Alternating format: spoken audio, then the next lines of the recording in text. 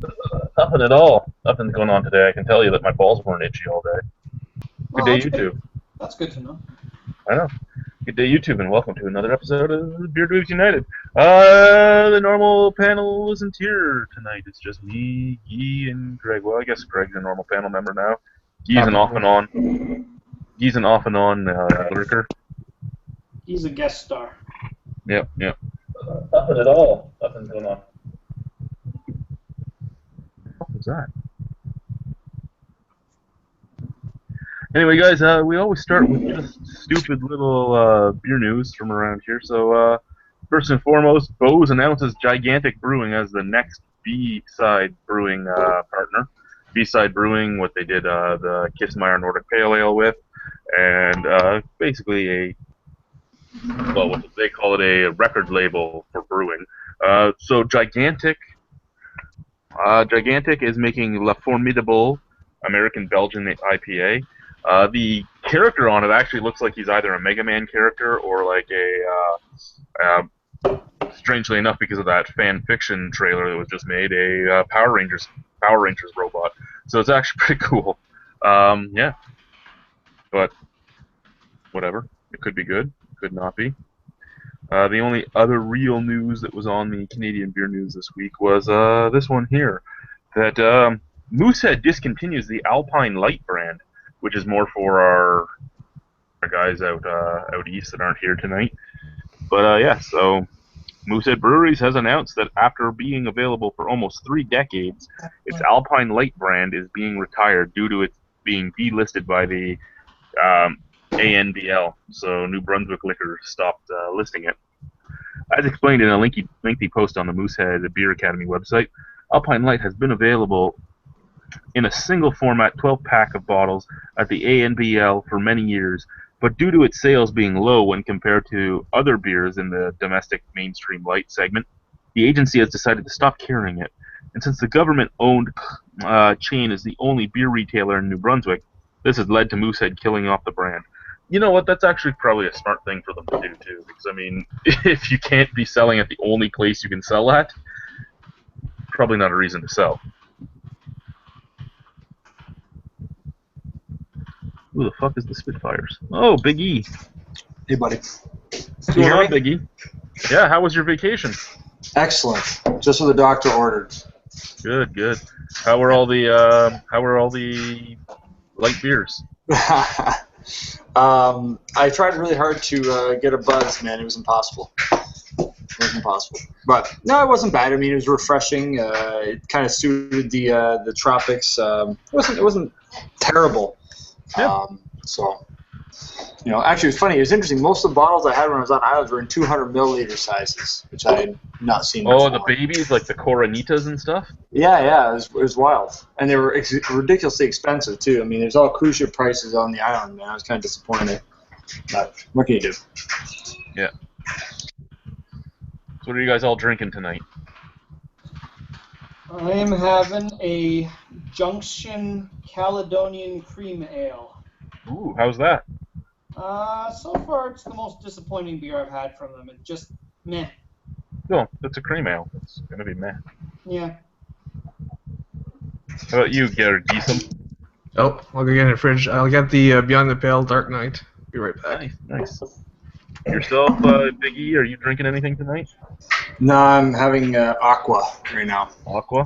Well, Yeah. I just reviewed this before we went online, which is the Kunin Orange Blossom Cedar Age. Yeah. Checking for that. It was really good, but I would never, ever buy another bottle of it.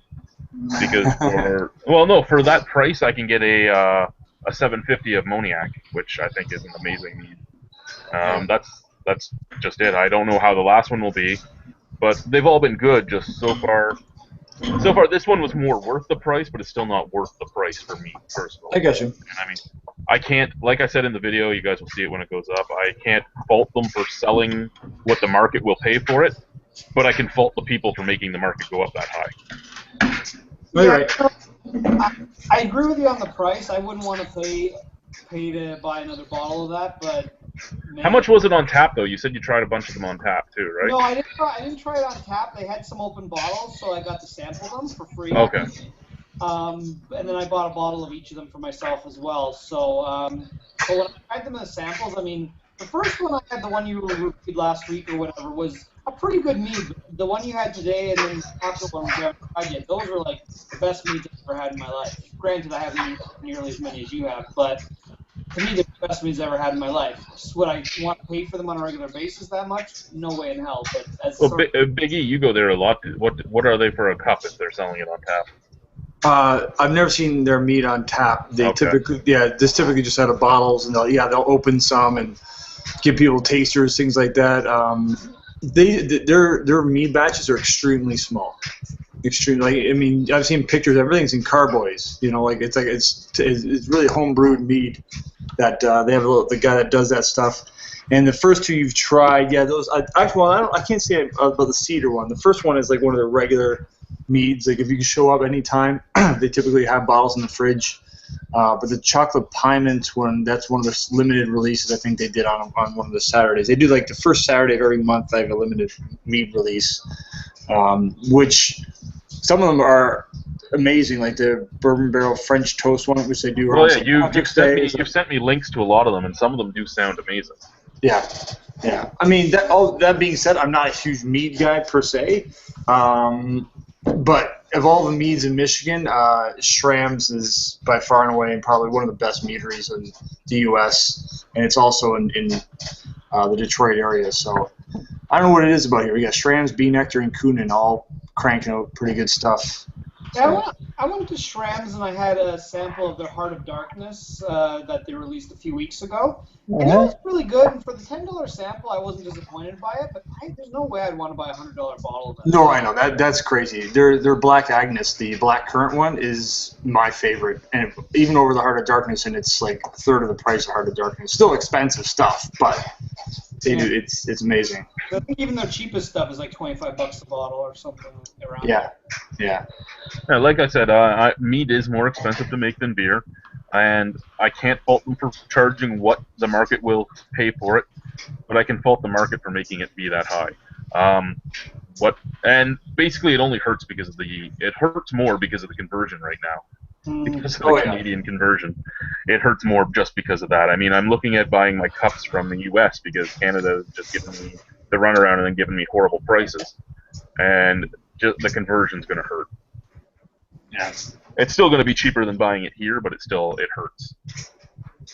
Yeah, like I think on those 3 mead, you paid something like $15 just on the conversion. It was pretty tough. It was pretty brutal. Yeah. What should I drink while we're talking tonight? I think I'm going to drink this. There's some Goza left at my store, so I bought a couple. Nice. I've given a couple of those to Americans, and they really like it. And that because they can't get LTM typically in Michigan, so they were really intrigued by it. And a couple of guys really liked that one. Yeah, it's actually a really good Goza, and it's actually a great price too, at under $4 for a bottle. Or is it under 3? No, it's under 3 right now. It's like $2.65 a bottle right now. Nice. Speaking of Goza, I was just coming back and I passed through South Carolina. I was hunting for Westbrook Goza. Couldn't find any. But I guarantee I would have bought a case if I did. And that is a good Goza as well. Yeah.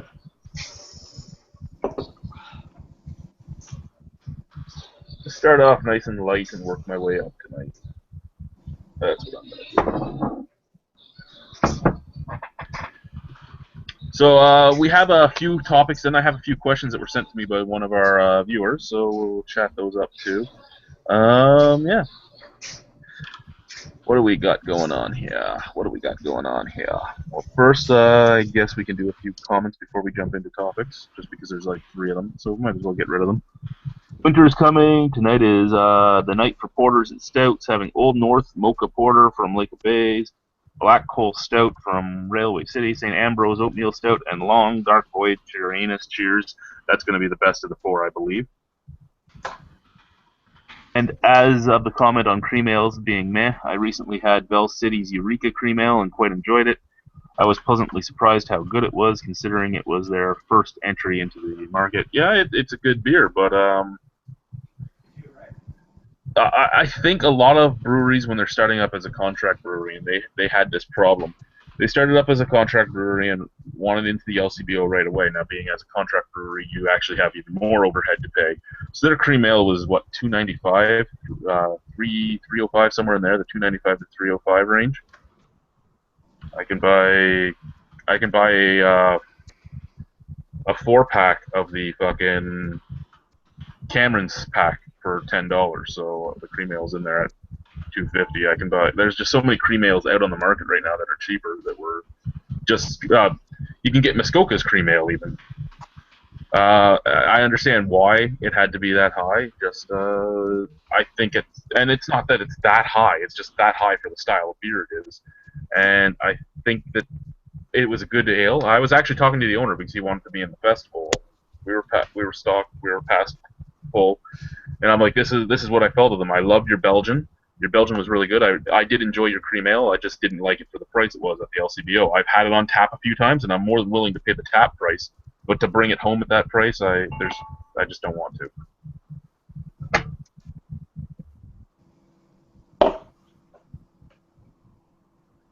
Nobody else has anything to say. Just quiet. Well, it's a cream ale. I have nothing to say. It's not a style I gravitate to. Even if it's the first entry of a brewery in my own town, we had a brewery open up here. Yeah, right. I think I mentioned a couple weeks ago called Brew. I have not made any effort to get over there just because they have the beer style they introduced. I am not interested in trying. So. Have you tried Craft Heads yet? No. I'm not sure they're quite open yet, or they're really close to. Anyways, I think actually maybe Friday. They may be opening Friday. Let me double check that because I think it's soon, and I will pop in because they're rolling out a bunch of stuff right off the bat, which is exciting. Again, terrible name, but what can I do? Are they any actual cream ales that are actually amazing, or they're all pretty much making you fall asleep? Well, it all matters. Everybody's different on what they feel about things. I mean, I don't like any of them. I shouldn't say I don't like any of them. I haven't been excited by any of the ones I've had. Yeah, exactly. Way to go, Winter is Coming. Who commented on that? That was Winter is Coming. I think that's raining on your parade's fucking troll account. Just wants to bring this chat down by talking about cream ales. Fucking asshole. Hey, some people love cream ales. I mean, I enjoy some every once in a while, but yeah, there's none that actually blow me away. But again, we all have different tastes on what we like. It's whether you like it or not. But a cream ale definitively should be basically like a macro lager. I just don't care for it. Yeah, I'm just teasing. To me, it's like it's like I don't know. It's like it's definitely an intro thing that you'd feed like your uncle who's a Coors Light guy or something like that. But even then, you'd have to go to your way to pick it up, and why even do that? Well, the nice thing about a craft cream ale is you don't get that nasty corn taste that you get with a lot of macro lagers. Yeah. That's why even for like a boring beer, like I'd rather get a craft one because I can really taste the corn syrup and I find it really kind of revolting. Yeah. If I feel like being bored by a beer, I'm just not going to drink a beer. I drink beer I like stuff that wakes my palate up. And if I'm feeling lazy like today, I'm just not going to drink any. It's like Pilsner. I know a lot of people don't get excited by them. For the most part, I don't particularly love Pilsners either. But you know what? If I can get my hands on fresh steam whistle, like stuff that's only been in the bottle for 2-3 days, man, I love that stuff. That beer will excite me to hell. Yeah.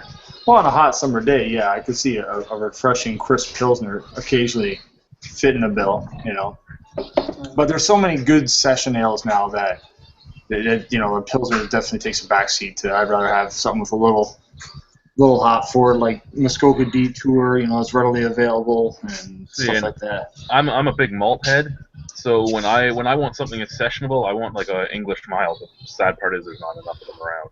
Yeah. Only problem with them, but that's what I actually would strive for is some fucking milds. Yeah. Some well-made milds. Yeah. 2 weeks ago, I asked if anybody had tried the Bose mild yet. Anybody else? It's been a couple weeks. Anybody got a chance to try it yet? No. I haven't seen it down here, so no. I almost tried it, but no. Did they release that in bottles, or was it only on tap? I saw it was on tap here in Windsor. I thought it was actually really good for just an ESB or whatever. Yeah, one of the bar near Or me no, I called them mild, sorry. down there. Yeah. Actually, I was thinking about today. We actually got quite a few. We're not so much a beer wasteland. I think I just don't get out of the house. So I just assume it is. But I mean, I was thinking about. We actually have quite a few craft-centric beer bars here that get nothing crazy, but we get stuff. You know, like the fact that we had that at all. We've had Frostquake on tap here. Nice. We've had. Nice. We get the Descendants. One place carries a lot of Descendants. They also have the Bows. They also get a lot of Bayside. There's a couple of places to get, so I mean, you win some, you lose some. But then there's like the one guy who got the Frostquake. He's got a couple of other welly sort of smaller release stuff on tap, which is pretty cool. I don't know about you, but I thought the Frostquake was one of the best beers they've made to date. Yeah. I didn't actually have a chance to have it. I wanted to get there, but I just couldn't get over there because I have a home life I got to get home to. But I did go there when they had. They had something else recently that they put out. And I actually really liked it. Oh, Janus, I think it was called. Oh, no, that was Railway City. Railway City. And I actually really liked that. That was probably one of the best Railway City beers I've had. It caught me off guard. But again, it's pretty cool. They get these little weird, interesting beers and, amongst the other shit that's around. So. Okay, I don't know if any of you watched the video I posted on my Facebook page. And we're going to segue into a question on this for the viewers and for you guys. But it was a video of sneaking beers into a Turkish football game. And the guy gets in through the door, and then security stops him, and the police start going through him. They end up pulling 24 beers off of his person. Him. He had 24 beers on him. They pulled out of it. So my question is, have you ever snuck a beer into somewhere, and how many was the most you've ever snuck into somewhere? No. But I did going into the Super Bowl, there's a guy I was following on Instagram who snuck in. I don't know how he did it, but he emptied like a hand cream little thing like that, and he put in some like 23-year-old Pappy Van Winkle or something into it. I'm like, that's extreme. I don't know. Maybe it's just a phony, empty thing or whatever, and that way it wasn't tainted by what was in it beforehand. But I thought that was pretty desperate to have to do that. Because Super Bowl is really tight, but I've never tried to sneak anything in. I don't know. I'm not that desperate to get drunk, I guess. How about you, Lee? Lee. How about you, Gee? Wow. They all look alike. No, there's a reason. When I get to comments, you'll find out why. Once you I get have past a smug baby face. No, but where I used to live, they had a ranch across the street, so we had a family party, but I think I put 8 Labatt Blue beers in my cargo pants. I brought that in there. Nice. Nobody noticed. I just drank that because they had a bar. So. Gregory? No, to my knowledge, I don't think I ever snuck any beer anywhere. I think in high school, some of my friends snuck some beer into a movie theater. That's about the most exciting thing I can think of. I snuck beer into one thing, and I've snuck liquor into a few things.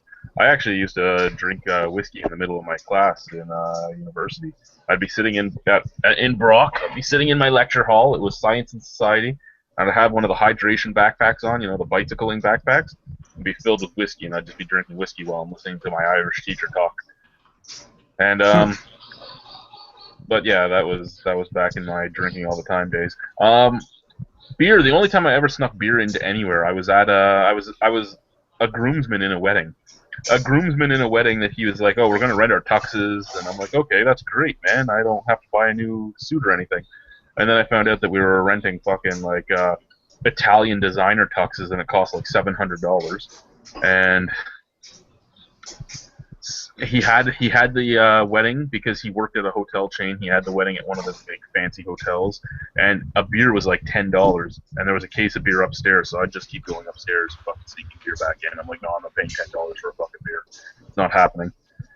And yeah, that was the only time I've ever snuck beer into anywhere. I don't know if any of the viewers have; they can answer. But yeah, so but 20. The guy rented $700 tuxedos, but he couldn't afford an open bar. Yeah. Yeah. Oh man. Yeah. Anyway, yeah. So 24 beer though. It was hysterical. They're pulling them out of his pants, out of his pockets, out of his coat, out of his scarf. It was great. First comment we've had since the beginning was from Lee. I see we have the B team on tonight. Better up your game. I'll be watching the replay, scrubs. The B team. Well, I guess whatever. Jim's here. Good day, Jim. Jim is evening, guys. Just watching a bit before bedtime. Good to see you there, Jim.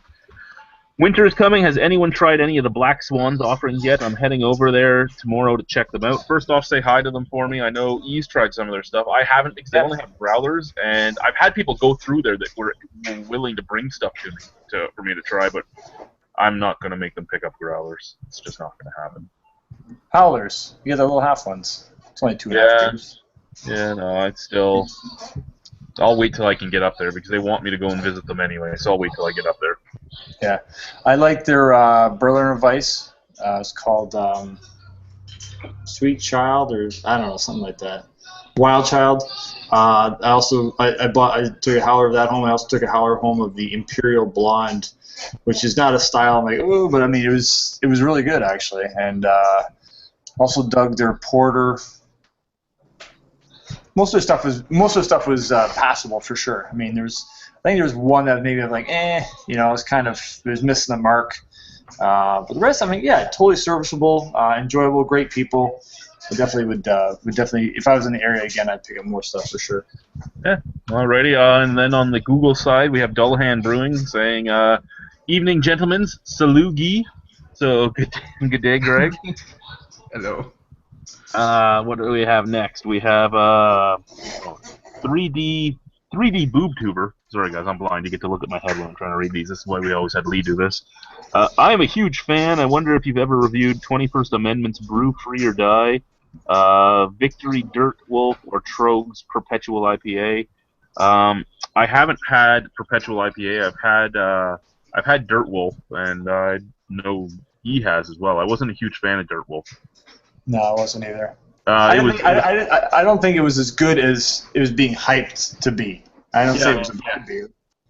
It wasn't a bad beer. I mean, it was passable. I just didn't love it. I didn't love it as much as people were telling me I should have loved it. And 21st Amendment, I've had 2 beers by them. I just don't. I've had an Oyster Stout, and I can't remember the other one, but it wasn't a Live Free or Die, Brew Free or Die. It wasn't that. Yeah, I've had that one, and it was. I never reviewed it. I don't know. It was okay. I don't remember being anything exciting or terrible or anything. So. It was an IPA I had by them too. I just don't remember what the IPA's name was. And thank you for being here. Actually, 3D Boo Cooper, welcome here. Again, ask any questions you want. We can try. I'll try and get to them. I am slower than our usual guy. In Session Ale, he says Longhammer IPA by Red Hook, 6%. Burning River Pale Ale by Great Lakes Brewing Company at 6%. Yep, those are both good beers. Well, the Longhammers is passable. Actually, Great Lakes is changing over all their labels. They're supposed to be doing a label overhaul. It's going to be interesting to see what they look like. Great Lakes in Cleveland? Yeah. Really? Yeah, it was on one of the U.S. Beer News sites today. They're supposed to be overhauling their labels. Interesting. Hey, Chad, I thought this was supposed to be a serious show. How come you let the cartoon buffalo in here? I know. I'm just trying to bring this back up to the A-team level. I apologize. Oh yeah. His goalie gets a fine for diving. His goalie gets a fine for diving. Twice this year. Fine for winning. Oh, Buffalo. Oh, Buffalo. Speaking on Great Lakes labels, I think they already redesigned them. I believe Ethan posted something a while ago on Facebook, and they look kind of okay, but I don't know. I don't feel like they should have done it just because I don't think it's a big enough upgrade. No? I'll have to look at them later.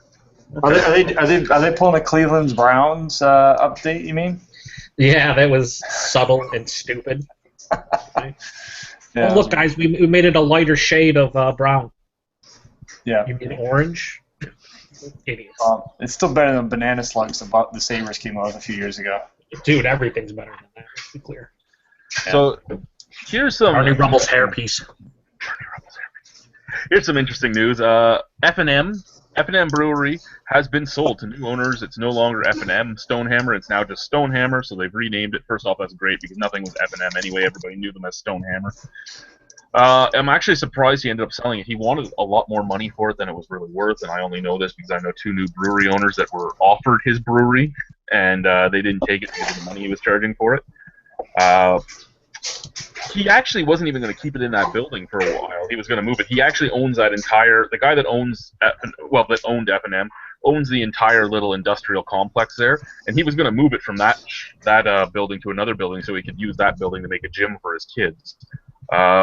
I guess they're staying. I hope they're staying for more than their 1 lease, or this family's going to be a little sad. But new owners are keeping George Eagleson on, apparently, which is great because George is one of the best guys in craft beer to me that I've met. But yeah, I think just being called Stonehammer instead of F&M Stonehammer is that's such a better name anyway. And it actually says in the article from some people that used to work at F&M and from a guy from one of the owners of Bell City, that these owners don't take the same approach as the other owners, which means that basically they're saying that they think that George is going to have free reign to do some cool stuff. Because George was only allowed to sell and brew, only allowed to brew beers that they knew would sell right away.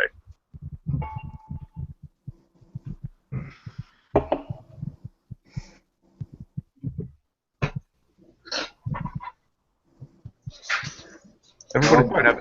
Have any of you tried F&M beers? No. You've never had any Stonehammer beers? No. I'm sure I've had some of them. I know I've had 1 or 2 of them in those. They used to have those OCD mixer packs. I'm sure I've doing those. I'd have to. Their light is probably one of the best lights in Ontario. But it's still a light beer. Their dark is okay. Their Pilsner, no thank you. Their Pale Ale, no thank you. Their Coffee Stout was actually a really good coffee stout that was available year-round. And that was what they had. That was their year-round things. And then over the past 5 years, I think they've done like 4 different seasonals. The Bandwagon IPA, which was hysterical because they were saying that they were going to, when we were doing our video there, they were like, yeah, we think we're going to brew an IPA. It was actually the other husband that said, oh, you're going to jump on the bandwagon, are you? And they just stole that name right away. Yeah, I've had their light lager and their Pilsner, and from my notes, neither one of them was terribly exciting. I think part of the reason that people haven't tried them is because, as you said, their offerings are probably things that sell quickly. So, AKA boring styles and styles that don't really. A lot of the craft beer snobs and nerds and geeks don't probably look for, such as a dark beer, just a regular old dark or light lager, or pilsner, things of that nature. Yeah, if you come out with a beer that says something light and then something dark, just like you're not appealing to me. Yeah, when you a generic, I made a dark lager, guys. It's like, okay, that's great. Yeah, amazing. Yeah. But you also made a Pilsner. Okay, well, clearly you're not Labatt Blue, which is the world's finest Pilsner. No, but Well, again, I'm glad that they changed the name. I'm glad that it's officially just Stonehammer now, so you don't have to do the F&M Brewery Stonehammer or this or that. It's just Stonehammer. That's great. I'm glad that they have owners now that actually want to let George do some creativity. That's great, too. I'm just hoping 2 things. I'm hoping that the owner doesn't decide that once this lease is up that he's just making the move somewhere else. And I'm hoping that they do something smart, like put a good sign up, because where it is in the industrial park, it's in the back of the industrial park, and there's this little sign up at the front of the industrial park that says F&M on it. So I'm hoping they get a nice big sign that points you to the right spot. I think nowadays, too, everyone, we've talked about this a decent amount, but, when you're starting your brewery, what you need and stuff, you do need staples and beers that everyone can drink. I mean, I feel making a lager, making a regular pale ale is something that appeals to everyone is great, but you can't stifle your creativity. You got to bring out the beers that beer nerds and geeks that will hype your brewery. That's how you get people talking about it. So it's unfortunate to this point that he hasn't had the ability to do that, because more people would probably talk about him. Look at Cameron's. Cameron's had their regular lineup, right? And some of it's solid, a couple of them are solid, a couple not so much, but then they start coming out with the IPA and City and the Deviator Doppelbock, and those are the beers that get the pub, not their regular lineup, although their regular lineup probably is the one that carries them. Yeah, their regular lineup is what carries them. It's what carries them through all the different like the pubs and everything else. But their specialties are what get the people like me and you and everybody else excited. Yeah, you want hype for your brewery. As much as people shit on hype because then it turns into the use of the word hipster, right? And about how everyone goes crazy about, oh, that's a hipster beer, that's a hipster. It's like you want hype for your brewery. If you're a brewery owner, that you want the hype. You want your name out there, and you want people craving and wanting and needing to try your beer. That's the whole point of it. You want to make money, and that's how you do it. You get people excited about your beer. Oh, exactly. Those are the guys that fuel the fire, typically, right? You create a fan base, and some of these guys are in denial of, you know, they don't want that clientele. Well, guess what? Those are the ones that keep coming back. They're loyal, and they spread the word, and so use social media and all that shit. If you're just gonna rely on the local yokels, man, you're gonna die. Yeah, So. you rely on the guy at the local bar that doesn't go anywhere else but that bar and doesn't buy any other beer but that beer. They're less likely to say anything about it unless someone asks them about it, like, oh, what beer you drink? Oh, I drink Cameron's Lager. They're not going to go out and go, oh, man, you got to try the Obsidian. Oh, man, yeah, the Deviator Doppelbock was amazing, and tell everyone they know. That's typically what I think most of us do when you try to get the word out. It works well. Mm-hmm. Yeah, and I mean George is very creative and isn't afraid to do stuff that's gonna suck. He's actually the guy that made the smoked meat asparagus beer. Well, that's just terrible. Oh, he knew it was gonna be terrible too. He did it for a cask phase, and everybody would drink it and say, "Why did you do this?" And he goes, "Why not?" That's just him, right? It seems that would give you diarrhea and make your pee smell at the same time. Yeah, it's kind of like Ewert's favorite brewery. What the hell? The hot dog beer.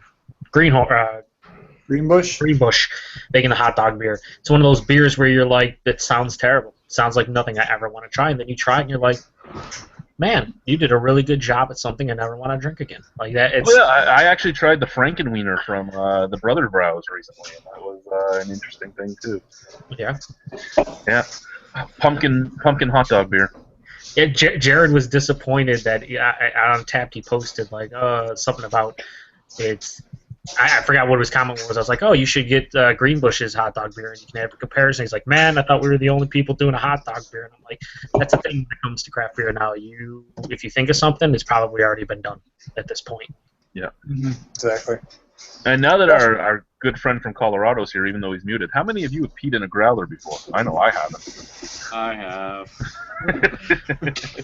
Frequently, unfortunately. Oh my God! Frequently. Jesus. Yeah, looks like we got the C team now. Fuck. I brought it down to like the B- C+ level. The P team. Oh. Oh. Oh, sorry. So I'm going to be drinking the Innocent Gun Lager now. According to someone who's not here, the greatest lager in all of the land. Yes. Who will watch us on the replay. Oh, Nick, it's the greatest lager I've ever drank. Mm-hmm. Mm-hmm. Please come and Google me now. Let me sit in this room for 45 minutes and just talk to the Innocent Gun guys about their great lager. Don't give him any recipe ideas. From Lee. Oh, please, we all know you were once snuck in an economy-sized bottle of Scope into a Blue Jays game. Oh. No. Jason Spears, hi guys, cleaning up the beer room and having a homebrew ESB. Well, cheers to you there, Jason. Lee, Trolli Olio in the absence of Joe. Off to work, dudes. Have a good night. Fuck you, Lee. I agree. Winter is coming. I'm hoping Stonehammer will get to improve their distribution. I can never find it in Cambridge. I hear I'm from Barrie or in Barrie. I'm looking forward to trying their dark. Their dark is actually pretty good, and like I said, their light is probably one of the best craft lights I've had in Ontario. But there's not many craft lights in Ontario. Winter is coming. You need to do yourself a favor, and Barrie's a couple hours from the border, maybe 2.5. Chad. Yeah, about that. take a day trip if you have the means, and go to New York and pick up some different stuff at some point down the line. I know he's just gotten into craft beer over the last couple of years and whatnot, but he owes it to himself to do that at least once. Pick up as you guys like to say, a 2-4 or a 1-2. Was that all the rage last week? The 1-2. Yes, the 1-2 and the 2-4, the 3-6. The 3-6. And just bring it back at 2-4 or 48 or whatever you can, and get an idea of how your area compares to the New York market, but also the American market. You'll be surprised at some shit beer you find in the States and some good beer, but you won't have to drink Stonehammer Light. Joe, can you recommend a good cream ale from Buffalo? That is one of the dumbest questions I've ever heard you ask, Hewlett. Well, this guy likes cream ale, so I'm just trying to help him out. Well, when he says the Eureka cream ale, I think everyone who's had it is under the agreement that that's not like a traditional cream ale. That was No, it's a hoppier cream ale than it should have been, and a few other things too. Oh, it's not to style? It's not to style? Oh. Of course not. No, it's not. Therefore, it gets a -15 out of 5. I would recommend no cream ales to anyone ever. To be honest with you, 6 Point does a good cream ale. Now I'm thinking about it. I'd be impressed if you could find a good cream ale from Michigan. Maybe Weyerbacher makes one. Yeah, Weyerbacher for sure. Weyerbacher from Michigan. 3D Sweet action, 6 Point sweet action. 6 Point sweet action. You had that, right, Chad? 6 Point sweet action? The sweet action? Yeah, I've had the sweet action. Yeah, that's a cream ale. Okay. I didn't know that was a cream ale. Yeah, I'm pretty sure it's a cream ale. Anyway, 3D Boob Tubers, to sneak in beers, you have to pop them first in the parking lot, and then add rabbit stoppers in them, or can stoppers. Harder to find. Okay. Actually, I guess because they're not setting up the metal detector is what he's talking about. I'm guessing. I don't know. Yeah. Well, I forgot. I did sneak alcohol into something once back in the day, but it wasn't like a sporting event. It was remember what the May 2-4 weekends, going to Grand Bend and all that stuff. I used to remove paneling on my pickup truck and jam it full of Mickeys and beer and stuff, and seal it up. Okay, they have a real consistency problem. Witnessing that? Yeah, with the lager. Oh boy. Yeah, it's no bun. Batch variation. Perfect consistency. Batch variation. Oh shit. No, it went from I hated it. It got a little better. Then it was drinkable. And I bought it a few times when it was drinkable because it's not that expensive for us. And now I'm bought it and it's back to that overly sweet sort of buttery taste. Your palate's changing. Yeah, maybe they do have some consistency issues. I mean, it is craft beer. You're going to have that. It's not going to be consistent all the time. What you going to do? You can drain pour. I'm gonna kick. I don't drain pour. You know that. You should drain pour the shit out of that. No drain pours. Tell Dougal fuck off. Tell Dougal fuck off. I only drink more cream ales. You only drink more cream ales. So we had 2 comments sent to me on Facebook by Matthew Drapeau. If only his name was Chapeau, that would have been better.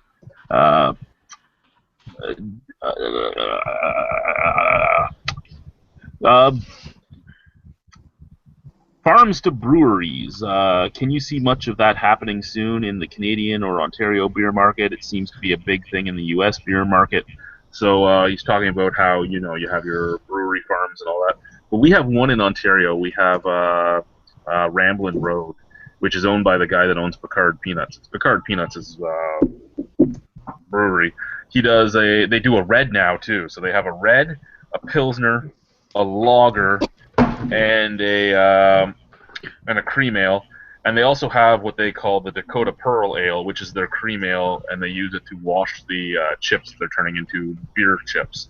So there's that here in Ontario, and then in Winnipeg, it's not fully open yet because Muskoka's still contract brewing for them, but there is the Farmery Brewery in Winnipeg that is actually partially owned by one of the Dragons from Dragon's Den. And those are the only 2 I can think of off the top of my head. What's in the U.S.? Rogue does it. Not well. Not well. Does Hill Farmstead grow their own stuff? I don't think so. They might grow some of it, but Stone has a farm. I think New Glarus does. Yeah, I don't think Hill Farmstead does, but they definitely source locally.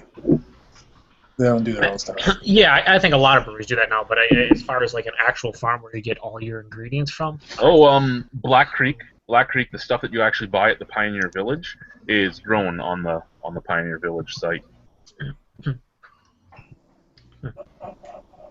Not the stuff you buy at the LCBO because that's brewed at Trafalgar, but the stuff you buy at the village in their growlers out of their 1 barrel system. That's actually all grown on site.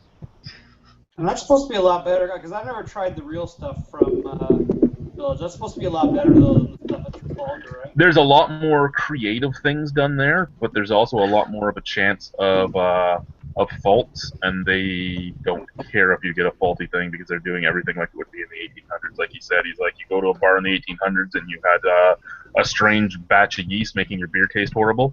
You're not going up to the bartender and saying, I want a new beer. You're just drinking the beer. so basically they steal your money. Yeah, they are. Well, he admits that one of his barrels, they have 16 barrels, and he admits that one of them has a wild yeast strain in it. He just doesn't know which one. One of them's infected. He doesn't know which one. So every once in a while, there's a batch of beer that's infected. I like that. It's like roulette. Do they just sell it as a sour? Yeah, and they dark horse the shit out of you. No, they don't dark horse it. They just call it what it was before, and they go, oh. they don't sugarcoat it. You're drinking an infected beer. Too bad. Yep. That's what would have happened in the 1800s. This is all brewed like in the 1800s. Everything's open. You're going to get infected beer. That's cool. I'm glad it's no longer the 1800s. Now, do they, like, when you get water from Black Creek Village, do they contaminate some of it to make that authentic too? That there's like 1 in 5 chance the water might kill you? Yeah. Well, that's why they send you down to the brewery, because, the people that drank the beer are the ones that lived. There's no asking for water to cleanse your palate, because you might die. What are you talking about? Everything's boiled. It's fine. What if they make a mistake? Mistakes can happen. Excuse me, guys. You mean like innocent gun lager mistakes or what? Oh man, that is the best lager in its own style. It's in its own style, all right, because it's oak aged, right? Oak aged lager. Is that actually? I can't remember. Is that oak aged or is that just a regular? That's just a regular lager. Oh, it's not Beechwood aged? No, it's not Beechwood. Okay, so what's fuckface there with the giant beard just shared me a link to a farm brewery. Devin? That would be Devin, yeah. Anyway, it's called the McKinnon Brothers. The McKinnon Brothers Brewing Company. It's a farm brewery, and it's in Bath, Ontario. What? Okay, Bath, Ontario. It means a couple of homebrewers. All right, so excuse me, I'm a moron and I'm okay with that. But one of their beers is called Crosscut Canadian Ale. Can someone explain to me what the fuck a Canadian Ale is? They're probably talking about the Canadian Pale Ales or the Ontario Pale Ale that they now have, which is basically Tank House and all that. Okay, it's just because it says our own rendition of a traditional Canadian ale. I didn't know it was Oh, if they're saying their own traditional Canadian ale, they're probably just talking about a fucking cream ale that's just using just 2-row malt. Okay. I never heard of that. They do a wild peppermint stout. Now that would be interesting. Yeah, but Hefeweizen in an English. It's a 613 area code, so it has to be at least somewhere near Guy there. I don't know where Bath, Ontario is. I lived in fucking Ottawa most of my life. I have no clue where Bath, Ontario is. Yeah, I don't know. Somewhere near Kingston, apparently. Yeah, that's pretty interesting. Quite the, to go from whatever, like a standard lager to an English pale to a half. All of a sudden, yeah, that peppermint stuff, like, holy cow. Out of nowhere. It's cool. I wish I've heard of them before, but then again, I never go up that way, so I wouldn't. Okay, so that's two farm breweries here in Ontario, Ramblin' Road and them, and they seem a lot more interesting than Ramblin' Road, and technically 3 if you count Black Creek. I'm sure there's quite a few. I think that's one of the newer things that has popping up over the last couple of years. I think there are a couple in New York State. I don't remember their names though. Yeah, no, you see it a lot here for cideries. A lot of cideries are right on the orchard. You don't see many. There are a few that are, their own little building off of an orchard, and they buy their apples and all that on their own. But yeah, for wine and for cider, you always see them with their own. Well, almost always see them with their own fields. Yeah, you're right. It's starting to happen with beer. A lot of it. I know that there's a hop farmer in around Burlington looking to open up his own brewery now too. Only problem with that is he is the farmer that farms Burtwell, so the 3 breweries that buy Burtwell hops from him probably aren't going to get Burtwell hops anymore. I'm actually looking at this article that I just found through the Google machine, and apparently there's 14 farm breweries now licensed in New York. I only know a couple of them. Abandoned Brewing Company, Hamburg Brewing Company. I didn't even know Hamburg Brewing Company, which I went to like 3 weeks ago. Apparently they're a farm brewery. Or they have license for it, so I don't know if that necessarily means they're doing it yet. They do have the license. Yeah, they might be doing it in the future. Yeah, so there's well, this was the fall of 2013, so I'm sure more popped up over last year, but as of then, 14 in New York State, so it's probably a shit ton in the U.S. and probably a decent amount in Canada popping up as well. Yeah. I do know locally there's a lot of breweries that opened up here in the last year. They've been using a lot of local hop growers and a lot of local malt too, and they've been really pushing that, like naming their beer like local, whatever, local IPA, blah blah blah, using all local. Well, yeah, you're getting a lot of that too. You're getting a lot of the 10 and 100 mile ales coming out now too. Yeah. Another comment from Matthew Drapeau, another one of his questions he asked, and this one's kind of interesting, and I'd like to hear everybody's thoughts on this, especially the people that have had it. But he was talking to a coworker about Bo's Brewery, and his coworker thinks that in the next 5 years or so they will sell out to one of the big guys. And he says to me, Bo's is a brewery that would never do that. However, business is business and money is money, and therein comes down the line, right? Would they do it? I don't know. I don't think it's in Steve's. I think Steve and his thought process is he wouldn't do it, at least not now, because he's all about communities. He's like the order your own beer thing is homeless kids that fucking deliver your beer so that they have a job so that they can end up getting their own house. He's trying to be a completely self-sufficient brewery with solar panels, heat recapturing, everything like that. Everything is sourced locally. He gets his water locally. He actually has a water company that actually comes into his place and uses part of his factory too for it. I don't think he would morally, but I mean, if they come up with a big enough amount of money, he might. You never know. Money is money, like he says. Money is money, and it is business. And if somebody comes up and goes, "I'm going to give you $200 million for your brewery," he just probably might take it. Yeah, I take it.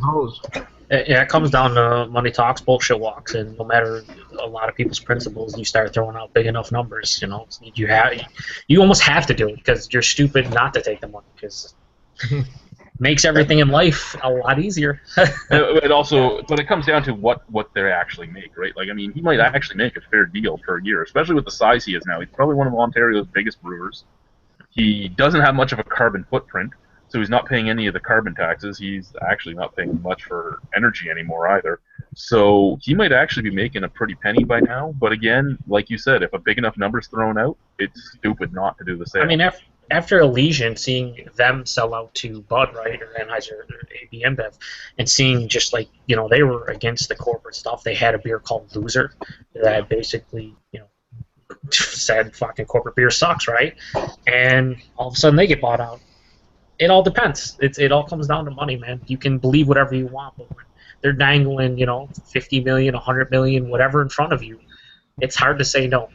I felt knowing that your future secure, your family's future, and your kids' futures are secure. That's a lot more than principle about beer and about all the stuff that a lot of these guys talk about. I still feel bad for that one Elysian owner though, because wasn't he outvoted by his 2 partners? Yeah, he was. He couldn't do anything about it. He said no. They both said yes. Majority rules, and I guess he probably should have. It was probably one of those things where they never thought they would get big enough or get to the point where AB InBev would come calling saying, "Hey, we want to buy your brewery." They probably just thought, "Hey, this is an endeavor that we want to undertake, and we're all friends, and they're probably homebrewers or whatever." And they got together, and here it is, X amount of years later, and all of a sudden here comes AB InBev with a big ass check, and two guys are like, you know what, we're taking it. So It's just funny. Like you read a lot of it about it happening in the U.S., but when you think about it in Canada, what is there? Creemore, Granville Island, and Unibrew. Those are about the only ones that have been bought out. Well, I wonder if AB InBev or Coors Molson or Molson Coors, I wonder if they'll start, dipping their hand in like the Ontario craft beer and try to buy up a couple breweries. I'm kind of at some point. It happen more often, especially since some of these smaller breweries can probably be bought out relatively cheaply. I would imagine Bose, if they were to buy them out, would be probably pretty expensive to buy out. But some of these sort of startups that maybe just have a local following, they could probably buy for next to nothing. Yeah, but I think they don't go for startups that just have a local following. They want something that they know will be able to go national. So they if they don't were want looking to at work. things. Well, see, that's the thing. I read an article not too long ago where they actually sat down with the two members of Elysian who sold out, the one who didn't, and then one of the Anheuser representatives who was a part of the deal. And they were saying that when they are buying these craft breweries, they actually don't want to take every single one of them national. They want to secure the local foothold, you know what I mean? Mm-hmm. So a lot of people are thinking, when Elysian got bought out, places where they're not sold, we're finally going to get it, so that's the one upside to it. But then immediately afterward, Anheuser's like, well, no, that's not really what we're trying to do, so that even pissed people off even more. Hey, Ron. Hello, folks. Hey, Ron. Hi. I know. I can understand that. I mean, Legion, if you just want a local hold, was the perfect place to buy because they have, 7 different properties in Seattle? I'm not sure about that. They have their brewery, and then they have brew pubs all over the fucking city. Oh, yeah, that's right. But, that was the perfect spot to buy if you just want to take over a local market. Especially one that brews a peach pumpkin ale. Yeah. But yeah, in Ontario, if anything was going to sell in Ontario, it would probably be, Mill Street would be perfect for them because Mill Street already makes beers that they could sell to the public. Like, they could use their marketing behind to just get the average person to drink. Yeah, but they'd probably go for, the Flying Monkeys, the Mill Street, the Bose, or even once the building is complete, the Art and Science Brewing, which is the collaboration of Collective Arts and Nickelbrook. You know where all the money is. It's in Big Rock. Let's be honest. Well, that's not Ontario. That's out in Calgary. No, I know. I'm just saying in general. And then But yeah, Big Rock's another. Big Rock is a brewery in Canada that actually is national, and they could easily move, or Steam Whistle even. They could use Steam Whistle. I would say either Steam Whistle or Amsterdam would be ones I would kind of think that they might go after because they both could kind of be. Those are all easy beers to sort of convert the Coors Light or the Molson Canadian drink to, and kind of get them into drinking craft. I guess Amsterdam makes I think if somebody was to buy out any of the Toronto breweries, though, it would end up being either Sapporo coming back to Canada and buying something, or Anheuser-Busch, because Molson Coors already has so much money locked up in the fucking beer academy that's becoming the Sleeman Brew Pub that I don't know if they'd want to throw more millions and millions down on Toronto. It's a shame the King of Beer Tube isn't here to tell us that Bone Shaker is made by Muskoka. That review was hilarious. He's compared it to Bone Shaker. Great times. Yeah, He's not here. Thanks, Rito. We're not all perfect. No, we're not. We're not. That's why we're on the B team. But when you call yourself the King of Beer Tube, you probably should get that right. Yeah. I'm trolling you, Lee. You will watch this tomorrow. What he should do is he should just edit that review with voice samples of. Is that what you guys are doing for? Yeah, he's just jump cut right over that. Liam, do you know what you are doing? Oh, Big E's getting in trouble. No, it's just there's other activity in the house. Kids are I being watched Lee's book review. That was interesting. Yeah. Oh yeah, his review of Chad Palan's book there. Yeah. The definitive, right? The definitive and complete guide to porters. Mm-hmm. Every single porter and stout ever brewed. Has anyone read that Lost no Breweries of index. Toronto book? The Lost Breweries of Toronto. I have it in my pile over there. Jordan sent me a copy of it to read. I just haven't gotten around to it I yet. think I'm picking that up. It looks kind of interesting. He actually is a great beer historian for Ontario. He does do a really good job. His other 2 books have been really good. I just haven't gotten into that one yet. I think that was a huge oversight, Jay. No index, huge oversight. Small oversight, huge oversight. That's terrible. Well, no, that's the one thing that he was probably 100% right on. I mean, you need an index on books like that so you can see what beers are in it and go right through it. Yeah. You don't want to just fucking look through the thing for like 50 minutes trying to figure out what you're trying to find. Or I think it's terrible. It's like Greg saying there's no date on the bottle, guys. I mean, put the index guys in the book.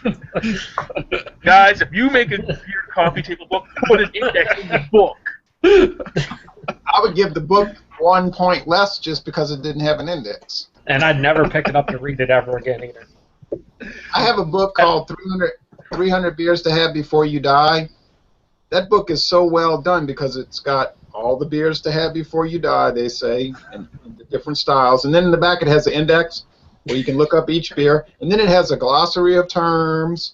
And then it has a little checklist where you can check off the beer that after you try it. So to me, that was done right. But if I bought a book with no index, I'd be pretty disturbed about it.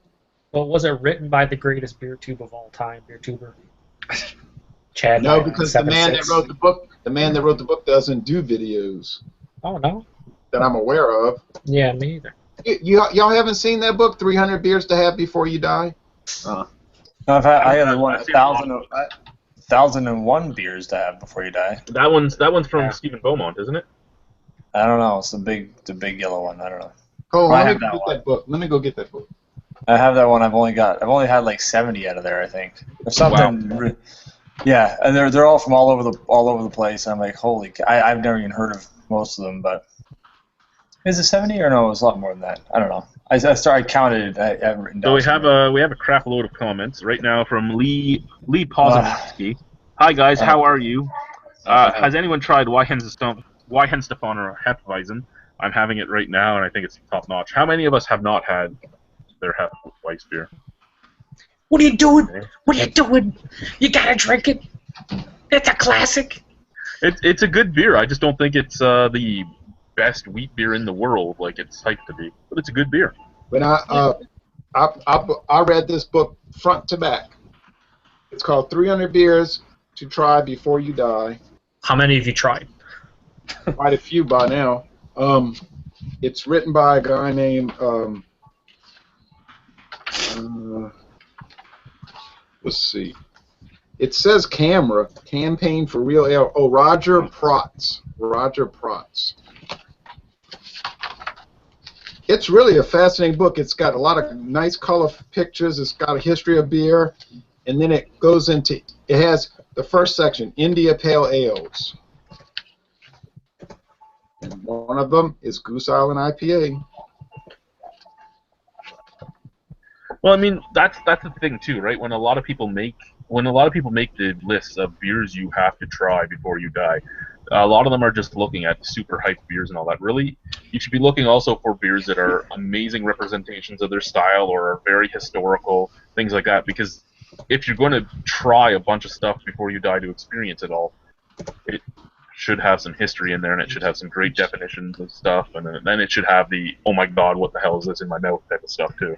And Chad, I think that's what he did when he wrote this book. He didn't just put the most awesome beer of every style. He put beers in there that had some history behind them and were remarkable in some sort of way. Well, see, that's the thing. It's like I don't think I'd ever buy a book like that because it's just too subjective. I don't know. I don't think I could. Yeah, I like Yeah. reference books. I like reference books. I like stuff like that, but I don't like list books because that's basically what it is. It's one of those things. But I understand. It's a nice what you're saying. resource. It's cool to have. It's a nice resource, as Joe said. But yeah, for me, I normally buy stuff. Well, I have my whole pile of beer books over there. None of them are that type of thing. Just because if they're listing things for me, I don't like it. If they're just like, here's a big book of beers, and you can go through the big book of beers and look at them all and find the history out about them, that's a cool book to me. Yeah, that would be What it cool. is, and my daughter bought it for me anyway. I would have never bought it, but it's like Worthington's White Shield. I read about Worthington's and I tried it, and it was really good. Yeah, I actually Molson had sent me a bottle to review at one point, and it was already expired when they sent it to me. So thanks for that, Molson. Thanks for the expired beer. But it was actually a good beer. I actually quite enjoyed it, expired or not, and I actually buy it every once in a while when I see it at the LCBO now because it's a nice little beer. I don't know. I just after 3 weeks ago, I went and I found. Okay, a little backstory. When I first started doing beer reviews and everything, I wrote down a list of all these super crazy beers and all this stuff that I wanted to try, whatever. And 3 weeks ago, I got to try Pliny the Younger. That is the most overhyped beer I have ever had. It was not worth the struggle and pain that it took to get it. For you, it wasn't, right? Like, for you personally, that was a beer that you really wanted to try, and it didn't live up to expectations. Well, no, it wasn't that. It was that, it was, of course, like we talked about earlier, with craft beer, every batch is going to be different and everything like that. And it was just Pliny the Younger this year. It just didn't live up to the hype. Sure, it was hoppy, but there was no contrasting flavors, no depth, really. It was just hops followed by booze. So I don't know. I've grown disenchanted with the whole beers you have to try thing. Well, it's one of those things where I love this book. It's really fascinating. But BSU, good to see you. I always watch your videos, by the way. Thank you. And I enjoy it. I try to watch everybody's videos as much as I can. I've just been on a rut lately. I'm moving in 2 days to Virginia, so I haven't been able to watch anybody's videos recently. I have my channel on auto management. So. Does that mean that everybody that comments on your channel gets a cheers? Nothing but a cheers? What are the cheers you live like right now? Cheers. It's like I'll be on my because of my job. I have to do all these thousands of appointments and everything. So as soon as I get a Google Plus notification, I'm like, oh yeah, blah blah blah, quick comment to acknowledge, blah blah blah. But then I have to scoot. It's understandable. Some people have a life that they have to live. Oh, usually I don't. That's the unfortunate part. I think it's unacceptable. If you're going to interact with people, you should be giving them full, theory, well thought out, responses. It's bullshit. I'm telling you. I'm going to start unsubscribing to everybody if they don't give me a nice big, smooch. Well, I'm going to give you a nice big smooch. Who said that? Today was the first day I was able to actually sit down and interact with people who's responded to me, and it has been the biggest fucking pain in my neck ever. I posted a video today, and everyone's losing their fucking shit over some of the shit I said about it. So what you're saying is I should go watch this beer review? No, it's not really that cool. Hold on. Why don't you just tell them thanks, cheers? Thump Keg. They're owned by who are they owned by? Diego. They sent me a couple of beers, and I really like Diageo. Is that how you say it? Yeah. Okay, sorry, but I really like the concept behind these beers. Is that they take famous spirits and stuff like that. They use the same mash and the same process other than the distillation, and then they make a whiskey themed beer, but without being in a whiskey barrel, stuff like that. Innocent Gun. Yeah, it's a Thump Keg. It's from I don't know where they're at, but anyways, I really enjoyed it, but fucking both beer lovers and whiskey lovers have been on my fucking dick since I posted this video. Really irritating. Person. Yeah, I'm still hyped up. Right before I got on this video, this dude just flamed all of my social media accounts with all this different stuff about how much I don't know about anything or whatever. So I'm still a little heated. I'll tell you. Here's some advice. Just don't care. Because you can't care. There's just too many idiots online that just try to get you riled up. Oh yeah, definitely. Oh, they jump on my case every day about learn how to pour beer, you moron. I have about 4 days now worth of comments I have to get to, so there's a huge lineup of comments for me to respond to. I just haven't cared to.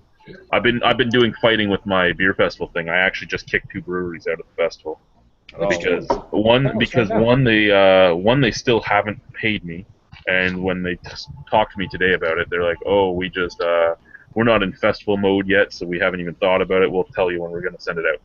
No, you were supposed to have it to me by January 31st. You're done.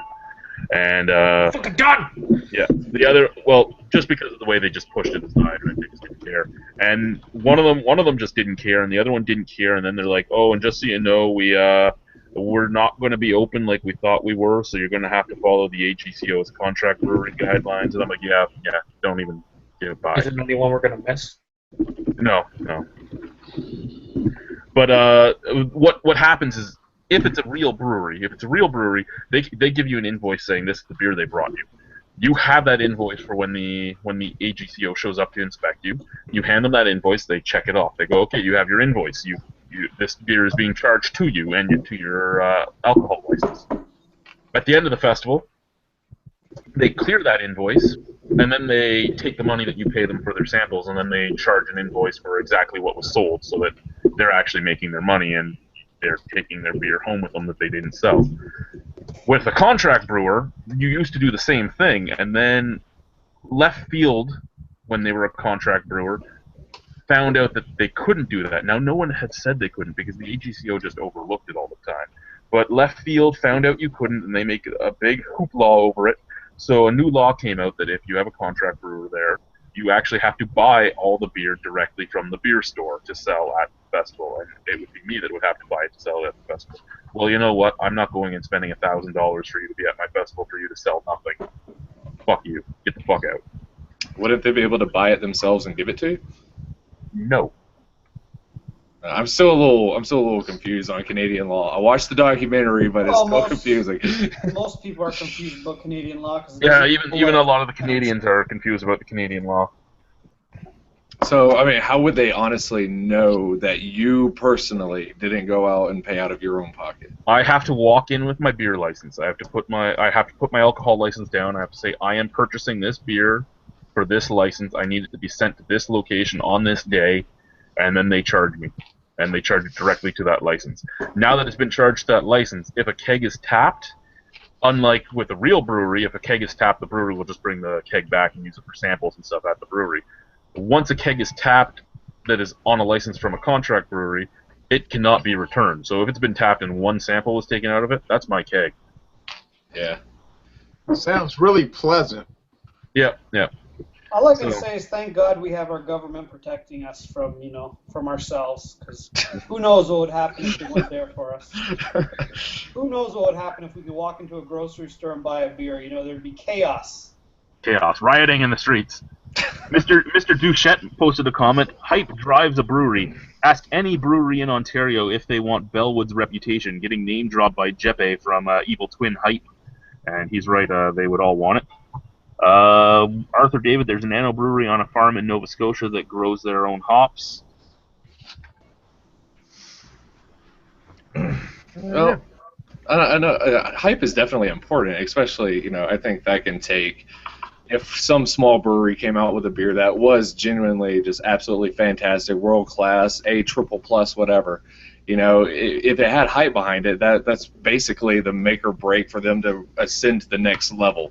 That's definitely important, but I think hype expectations don't evolve anymore, because I've had the same night, I'm assuming he's talking about the Pliny the Younger thing, the same night I had Pliny the Younger, I had a single IPA that blew Pliny out of the water. So I had my little 4-ounce sampling and drank that all night long. I don't know. I just don't think hype evolves and changes. Talking about hype, you want me to show you a beer? I don't know if y'all have had this before. I'm about to try it tomorrow. You want to see it? Sure. And I'm not talking about the Shock Top Honey Bourbon Cask. I'm not talking about that, which I'm drinking right now. Better man than me. I appreciate any free things Shock Top wants to send me for showing that. But I'll be right back. That's one of the few beers that I just really can't drink. That honey cask bourbon, that thing is terrible. I like when I give an okay review, like not a good review, but an okay review to some beer, be it a bad craft beer or a lowly thought of macro beer, and people are freaking out. That shit's disgusting. Arr. Man, you need to drink some of the stuff I've drank. Right. What beer were you referring to? Oh, I was referring to nothing. We were just talking about how he couldn't drink the shock top you were showing, and I was just saying that for some of the beers that I've drank that I've given okay reviews to, some people have freaked out. Oh my god, how could you drink that? Yeah, I've drank some shit. This stuff's pretty good. It tastes like clover honey and beeswax. It's not bad. Well, see, that's the problem. I love beeswax and like honey beers and meads and stuff like that, but that one to me just was like a candle in a glass. That one was a little over the top for me, but yeah, it is very waxy, but I guess I'm pro wax. But and Blue Moon sent me a bunch of stuff the other day, and I said, did Blue Moon watch the video, because it wasn't exactly favorable, but hey, here it is. Chimay Dory. ooh, nice. Only sold at the restaurant in Chimay, Belgium, and it's the beer drunk by the monks. 4.8% alcohol. How many people have had this one? I don't know what to think of it. What do y'all think about it? I've had it. I had it when I was in Philly. I liked it a lot, actually. It's good. Nice. Beautiful. Delicate, nice and easy. Nice. So definitely worth trying. I'd say so. I'd say it's a nice compliment to the rest of the Chimay lineup, for sure. The only time in my life I ever saw it, I saw it on that shelf, and I said, oh no, I have to buy it. It cost me $4.79. Was it worth that for the bottle? Oh, yeah. Yeah, to try it once, for sure. Okay. I just wanted to show that. I was kind of excited. That's pretty cool beer. I can't I've never even seen it before. Yeah, because all I ever had before that was the white cap, red cap, and the blue cap. Yeah, we get that stuff all the time here in the 750s and in the small bottles. But Probably that's like $4 for like the entire pack, right, Chad? Because it's cheap. Cheap in Canada. It is. It actually is. Duvel actually went up in price. It's like $12 for a 4-pack now. I'll still buy it because I like it, but it's $12 for a 4-pack now. They said the Dory, what they did was a special release in bottles that normally you can only buy it on tap at the restaurant, but for whatever bizarre reason they decided to release it in bottles, like last year, just once. I don't know. They also released some kegs to the U.S. as well. That's where I had. I had it on tap at Monk's Cafe in Philly, which is one of the. Oh yeah, that's the people that make the sour beer. Yeah. That was really good, boy. Winter is coming asked us any beers that you have had on tap that stand out above and beyond what it is like in a can or bottle form. I had Mill Street's Vanilla Porter the other night, and it was night at Beer Town, and it was vastly superior to its canned version, and I would agree on tap it is vastly superior. But for me, you know what? Young's Double Chocolate Stout. In a bottle, it's meh. On tap, it's usually nitro on tap. Oh my God, is it good then? Now I've had that on the draft can. You know the widget can? Yeah, we don't get the widget cans here, so I've never had it on the draft can. It's a whole lot better than the bottle. Yeah, we just get the bottle here. Yeah, I've had the widget cannon too, and I agree. It's one of those beers where I think the nitro actually adds to it as a way from taking away from the flavor. I don't think necessarily the flavor is any better, but I don't think it takes away like a lot of other beers do on there. Adds to the experience. And another beer that's a lot better on draft I found was Pabst Blue Ribbon. I'm serious. Somebody told me that yesterday. Pabst Blue Ribbon out of a can or bottle is okay, but anything in a green or a clear bottle is usually better on tap. Yeah, like Spaten, you think? Spaten or Carlsberg? Anything I've ever had in a green or clear bottle has been better on tap. Corona, Heineken, any of it. Beck's. Founders Pale Ale. I had a nitro version of that like a month and a half ago. Nitro Pale Ale. A nitro American Pale Ale, and it was the flavors were like what nitro typically does to some of the flavors, right? But in this case, it made it so drinkable and so nice that I didn't care that like everything was cut by about 25% because it really was a lot better. Do you think they make Founders Imperial Stout on draft, or is that not a beer that they would have on draft? On Nitro or just draft? You know, in a form that's not can, or not. Oh yeah, can. Yeah, I've seen it on draft before. I didn't notice any difference. Yeah, I thought Founders Imperial Stout was just fabulous. I can't imagine how good it could be on draft or tap or That's Nitro. an amazing beer. I love Imperial. I think it's delicious. Yeah, it is good. Yeah. Way better than the breakfast stout, I thought. I gotta go to my fridge to agree. get a beer, and I'm only in my underwear, so I have to turn my camera off. I mean, I love the breakfast stout, but yeah, the Imperial Stout is more. I thought it was gonna say I love you in your underwear, and I was gonna have to slap him. I also love you in your underwear. Try to just be clear. I don't know. Something about the Founders Imperial Stout is just I don't know. It was so rich and so flavorful, and the body on it was so fabulous. And when the alcohol hits you and breaking it down, it's really just a very experiential beer. I don't know. I'm not using the right term, but it's like you don't forget it. It's like the experience. You don't forget it. I'd agree with that. I would go as far to say it's one of the best just regular Imperial Stouts I've ever had, non-barrel aged. Oh yeah, Imperial definitely. Stouts. Definitely. It's amazing, and the cool thing about it is, I know it varies in people's areas, but around here it's readily available when it comes out. I mean, it's not one of those beers you have to, get to the store before it's all sold out. I mean, it'll sit around for a while, and it's reasonably priced. I think it's like $11.99 for a 4-pack, so I think that's pretty good. It's not a. Go ahead. Go ahead. No, I was just saying that was the experience I had. It was pretty easy to get. It's not available out here in Colorado, so when I make my annual, it's not available out here in Colorado. Volleyball. Available? Available? Go ahead. It's not available out here in Colorado. So when I went home down to the south, I saw it on shelves. I freaked out and bought just like 8 4-packs of it, brought it up, threw it in my cellar and everything like that. And then I find out I'm moving right into the distribution zone, so now I'm a little upset. But that's kind of cool. I mean, the moving part, you're going to hit Virginia, and you're going to be able to try a shit ton of stuff that you've never had before. So it's almost like hitting the candy store, at least for a little while. Oh yeah, I'm really excited about it because from my friends that live in Virginia, they told me that a lot of the bottle stores around there, people haven't really stumbled onto the craft beer scene yet, so a lot of these rarer beers, they're just sitting on shelves, just waiting to be Where taken. in Virginia? I'm moving to Charlottesville, closer up north, Charlottesville. You can go hang out with Greg. Oh yeah, somebody made a joke about that earlier. Oh, damn it! You need to go to Wasena City and grill. You can go and see what's in his fridge together. Yeah, I'm pretty. Jeez. First and foremost, I have to say, what the fuck? Clown, jeez.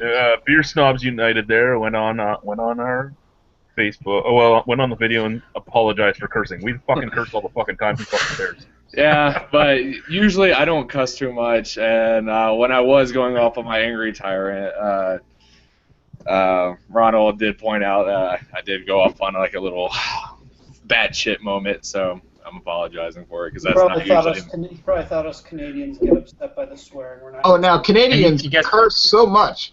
They're so polite, Jay. They're so polite. I don't know what they're so polite. They are polite, but they curse a lot. I was in Canada a few years ago with my daughter, and I said, "Oh, let's watch TV." I turned the TV on. I turned it right off. It was nothing but cursing the whole time. I said, "What's wrong with these Canadian people?" Literally, you turned it on, then turned it off. After a few minutes, I mean, the show was funny, but it was terrible. It was all these people cursing. I said, What "Well." were you watching? Was it like HBO or something? No, it was just Canadian TV. Bunch of cursing Canadian people. I will. Trailer Park Boys or something. I will say that the few like times that. I did come up to visit Canada, I was like 14, 15. I'm sitting there flipping through the channels, and then it was just like softcore porn out of nowhere. Oh, so yeah. Bleu Nuit. Oh yeah, that's like Saturday nights on CBC. I get Especially if you go up to, yes. Back when you were like 12 or 13 and you were waiting for 11 o'clock and you turn it to like the Quebec channel, the RTS. Oh yeah, let's watch Bleu Nuit. I like Canada. I'll be the first one to admit I'm a fan of Canada. but Canadians curse a lot, they smoke heavily, and they have sexual problems. But otherwise, I'm not against Canada. They have sexual You know, problems. here's the issue. You're just repressed. We're liberated here, man. It's no big deal. That's the problem. I don't smoke whatever. anything. I don't smoke anything, and my only sexual problem is I don't get enough. Here's what I think about Canada. You I can't don't. It's Canada. There's a lot of fucking snow. There's a lot of snow here, though. I am very pro-Canadian, but I just noticed some deficits. I was pro-Canadian until I got into the whole beer tubing scene. Now I hate everybody. Understandable. It's okay. Your dad likes us more than he likes you. Average Joe, I'll say this. One good thing about getting into the beer scene is that you can learn to hate real fast. I don't need to learn to hate. I just need to learn what to hate about each person. Good point. You gotta be He hates that I have no pigment. He's a fucking asshole. That one. It's enjoyable trolling. It's fun, but in good nature. Not like some of the guys you get on your things that say stupid stuff and just are really mean and mean it. About movies. Like Average Joe and myself got into a verbal conflict about 2001 when I had brought that up, and it was... Alien. Alien, I wasn't a huge fan. Oh, yeah, Alien. I'm sorry. Yeah, I think it was Alien. Thank goodness I almost brought up 2001. But, yeah, Alien, you know... I mean, I didn't know it was going to go on that long. Yeah, I'm honest with you. I shouldn't be talking to you right now because of it. No. But I have no hard feelings, and even though my point was valid, but, you know, it's no big deal. My point was also valid, but it is a movie, and you guys talked about it. Yeah, but you see, the problem was they stay on till 2 or 3 o'clock in the morning. Yeah, we do. And I decided to go to bed, and I thought I would just bring up one little quick point about Alien, and then it turned into a long, multi-layered dissertation, which was interesting. But well, I knew he was going to do that because saying. it's Lee. It's Lee. Lee has a podcast, and he loves movies, so I knew as soon as you said that, Lee was going to go off on a tangent. Much to my surprise, Ethan hopped in and kept it going like for an extra 15 minutes, which was interesting. Yeah, but I never intended for it to be an exposition of it. It's all right. There's like 6 or 7 hours of the show. I guess it can be filled with a half an hour discussion. It's all part of Jay's plan. Said it was 45 minutes, but anyway. Someone said 45 minutes. It was actually, I think, about 20. Oh, that's nothing. So why? Yeah, that's. It was actually Mr. Spitfire that freaked out about it being 45 minutes. You're like, could we just stop? Can we just stop? Yeah, I had to bring it up, though, because it was bothering me for years, you know, so I was like, Lee would know, and he didn't, though, unfortunately. You know what you should do? It's still bothering you, then. Ask Lee to do a guest spot on his podcast, and you guys can dissect Alien the entire movie. He would, I bet you'd be down with that. Podcast every week or so. Or 2001, that's another movie I have a lot of thinking to do about. 2001: A Space Odyssey from 1968 by Stanley Kubrick, you know, directed by Stanley Kubrick. Written by Arthur C. Clarke. So, but anyway, I won't say anything else about it. All I wanted to say was, I'm sorry we had a little verbal sparring, but no problems. How y'all do today? Fucking Jesus. What is this? That's Elvis Presley. Hey, I heard you guys were talking about some softcore porn. Ethan, you look like a porn star straight out of the 70s, bro. We've been overtaken here. There's only 3 Canadians on this panel right now. Yeah, the Americans have sweet mustaches. We're a dying breed. Yeah, this is like ROCK in the USA. We're being invaded. We're being invaded by the repressed. I gotta get out of here. That's the problem. All the other Canadians are watching their softcore porn and smoking. Yeah. This is like that movie Videodrome.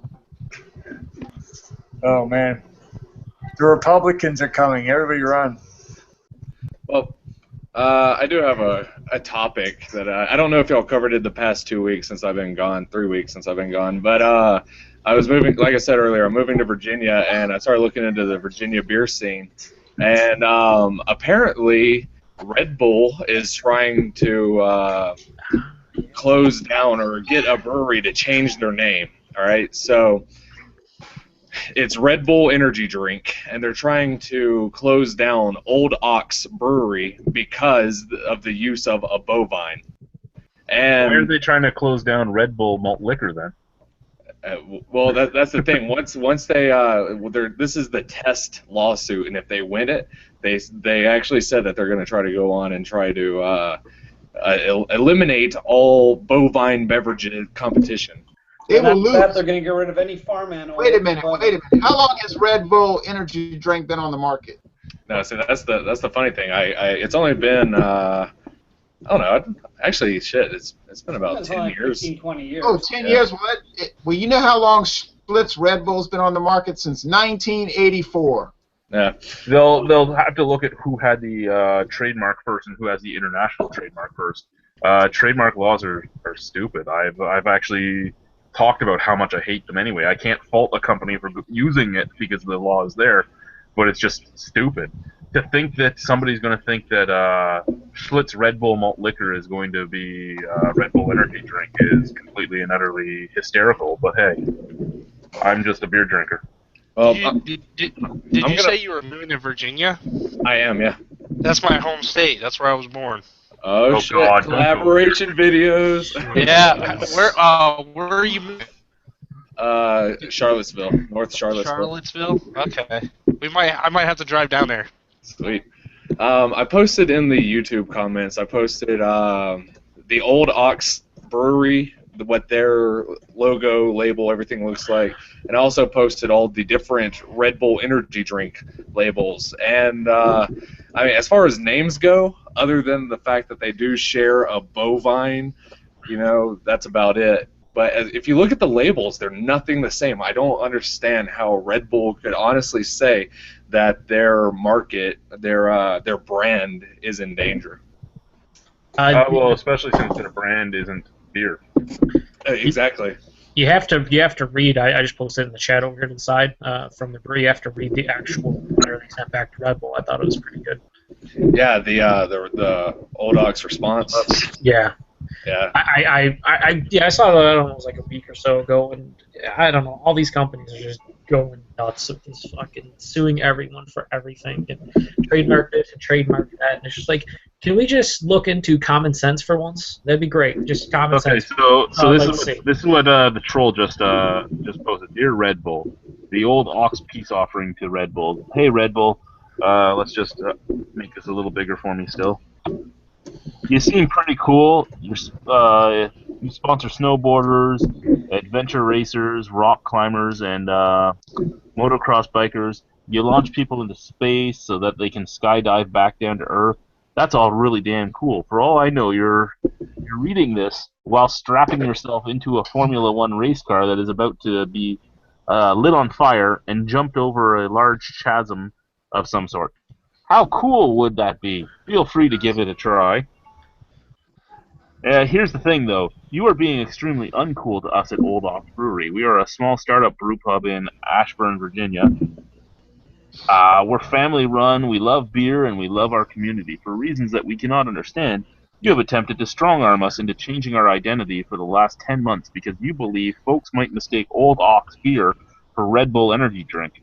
We respectfully disagree. The only similarity between our two products is that they are both liquids. You make non-alcoholic but very extreme energy drinks. We make delicious but laid-back beer. Our consumers are looking for two distinctively different experiences from our respective products. Basically, you are holding us hostage with a list of demands that, if agreed to, would severely limit our ability to use our brand. Demands like never use the color red, silver, or blue, never use red with any bovine term or image, and never produce soft drinks. Do you own the color red? What about fuchsia, scarlet, crimson, or mauve? Are you planting your flag in the color wheel and claiming those shades for Red Bull? Do you claim exclusive rights to all things bovine? Do you plan if they claim all things bovine? Technically, a moose is a bovine. Technically. Well, that was the thing. They actually did say that it was because of the ox and bull bovine relation. Like that's what Red Bull said. Yeah. And this is actually great. These guys actually have a well thought out response. They're talking about bullying. They're calling them is this really what you're about? Are you a bully? Your extreme marketing campaign, your glitzy advertising, your sponsored sports events, You're densifying stunt shows, etc. I certainly don't project that. Certainly don't project that image. Take a hard look at your case. Can you honestly look at our brand and say this is a threat to my image?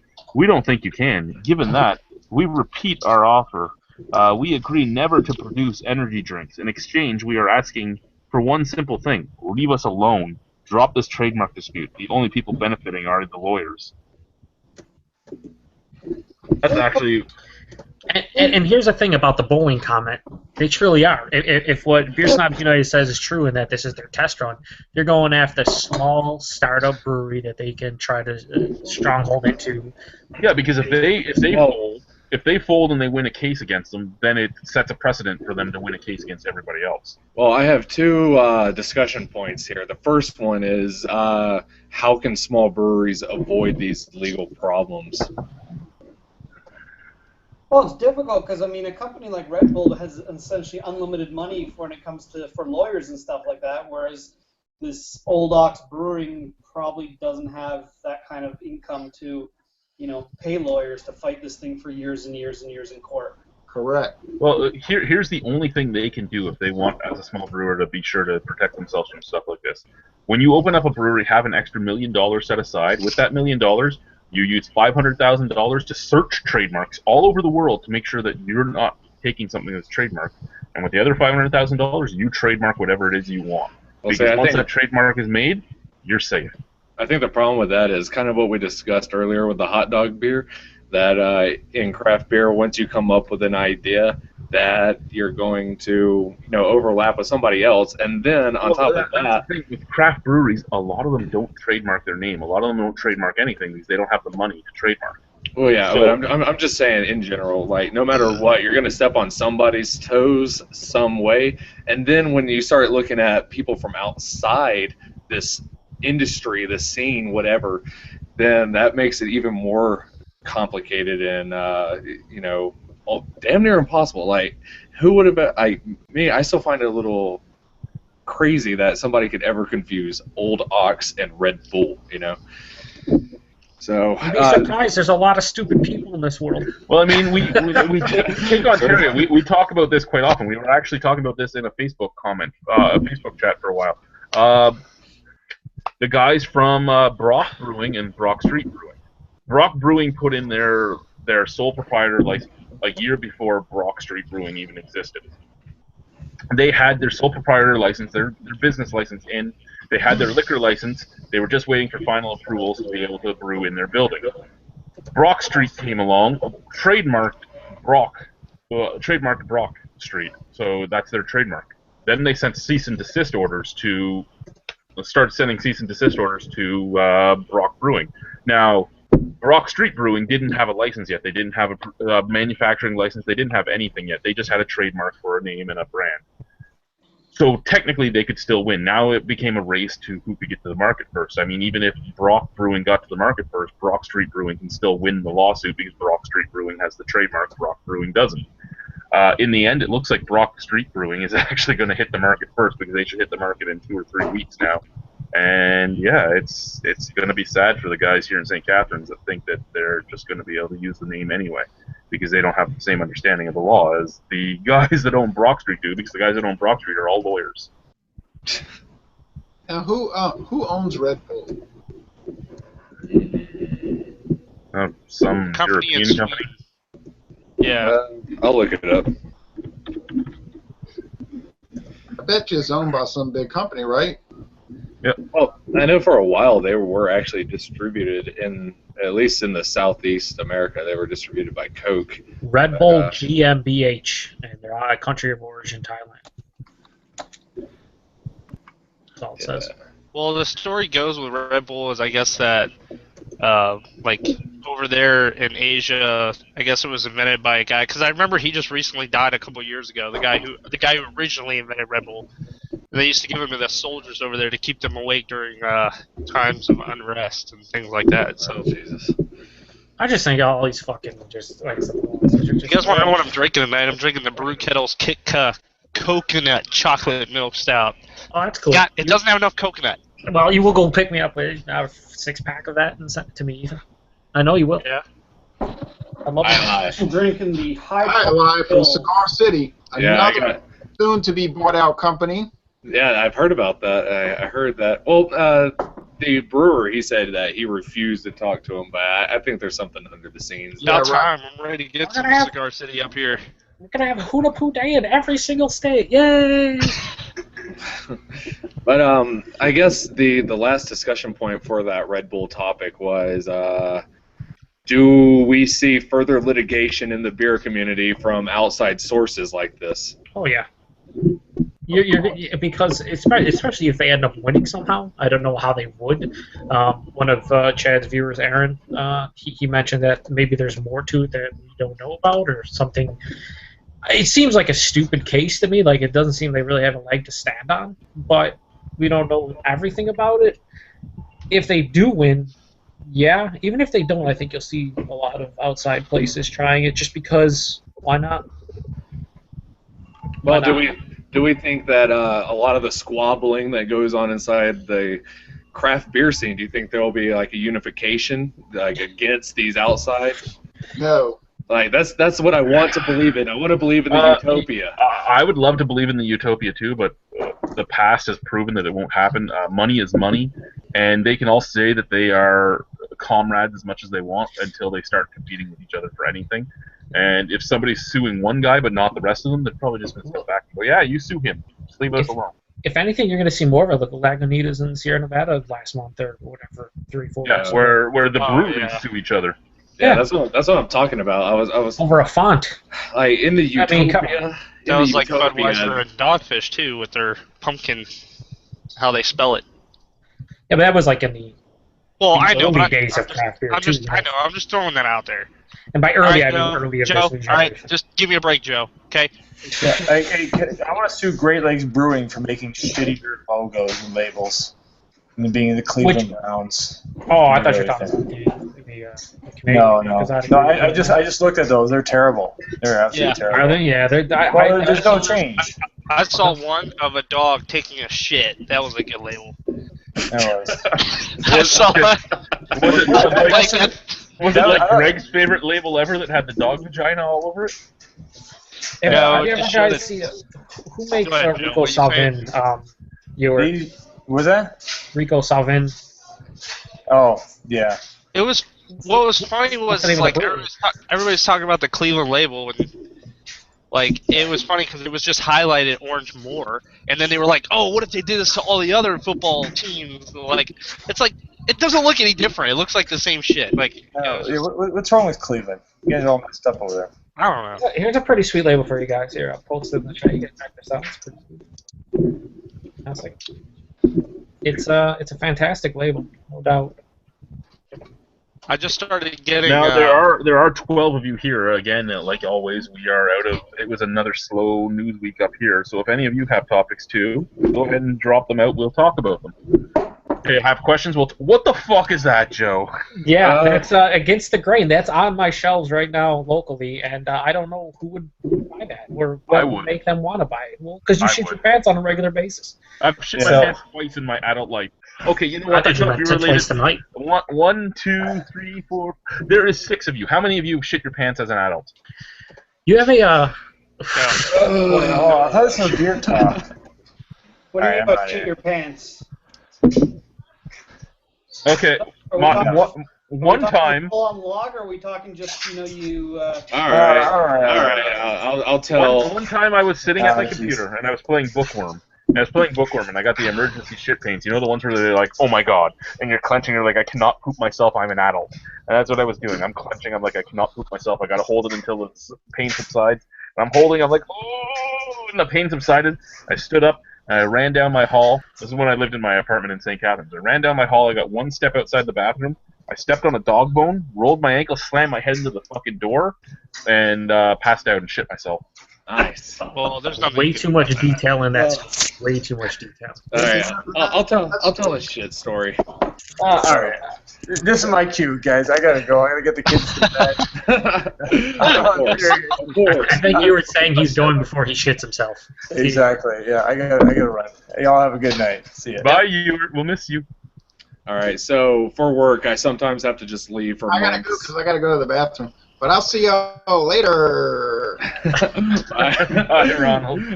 I guess nobody wants to hear me shit myself. Not really. Hey, Beer Circus joined. Beer Circus! Well, If Berserker, we're having a great discussion about have you ever shit yourself in your adult life, and if so, Beer can you give us Circus, a detailed description of what talk happened? another time when, things aren't in the psychedelic In the shit out of the pool.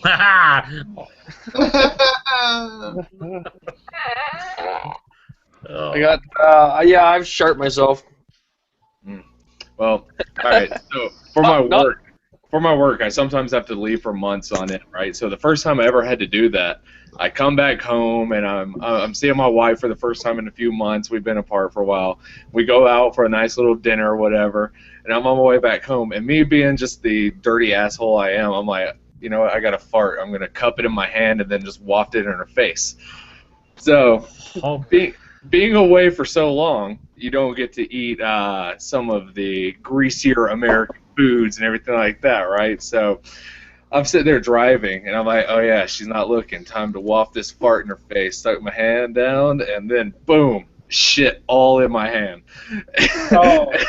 And she's sitting there. She turns and looks at me because it was terrible, man. It was like noisy, no way I could hide it. So she's sitting there staring at me, and I'm sitting there like, oh shit, I shit in my own hand. And it was the most awkward 30-minute drive home ever.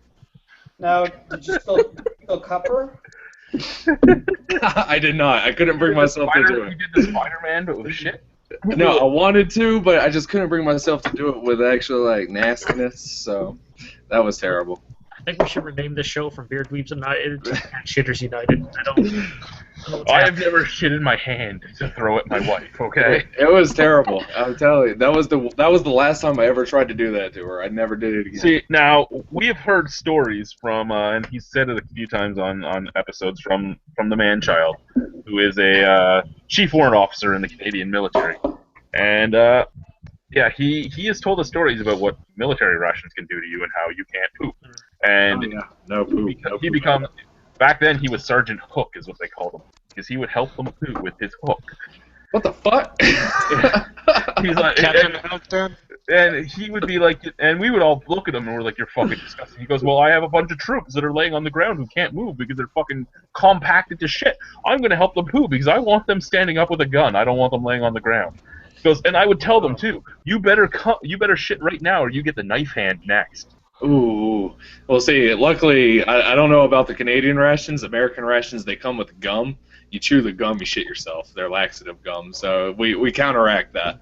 So no hook. No hook. Thanks See, this fucking is God. somehow we got an extra viewer from talking about shitting pants.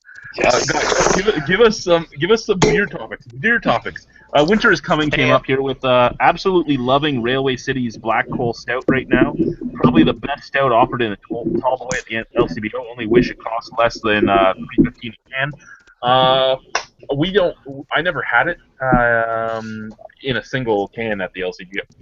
Glad that you can find it there. I would argue that the best tall can of stout right now at the LCBO would be Sawdust City's Long Dark Voyage to Uranus. Only problem is it's $5.25 a can, but I mean it is a very good beer and it's high ABV. So Is that an Imperial Stout though, or no? yes, it is an Imperial Stout. I think you might be talking just regular stouts. Wasn't it only like $6 for like the 650 when it was out?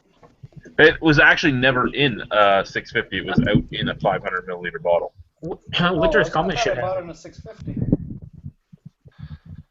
Winter's Coming should have a webcam. Hop on. Doesn't he reviews beer though, right? Yeah, Winter's Coming. Why aren't you on here with us? Also, did you see the 3D boob tuber posted about flower power? Oh yes, I did. That was one of the things I was going to comment on next. He asked if we had flower power and if we liked it. I actually love flower power. Yeah, flower power is one of the local offerings that I try to get all the time. The only problem with that beer, and I guess you could say that for a lot of IPAs, but specifically with this beer, if you drink it after about 6 weeks, it changes into a completely different beer, and it's not as good. Not that I'm a stickler for the freshness. Oh my God, if I don't drink it in 2 weeks, it's a drain pour type of thing. But that beer changes so drastically. You owe it to yourself to try it. Preferably a month or so, or a month or less old. otherwise, I don't think you get what they truly want it to be. He also asked, what is your all-time favorite style? What is your favorite type of glass to test with?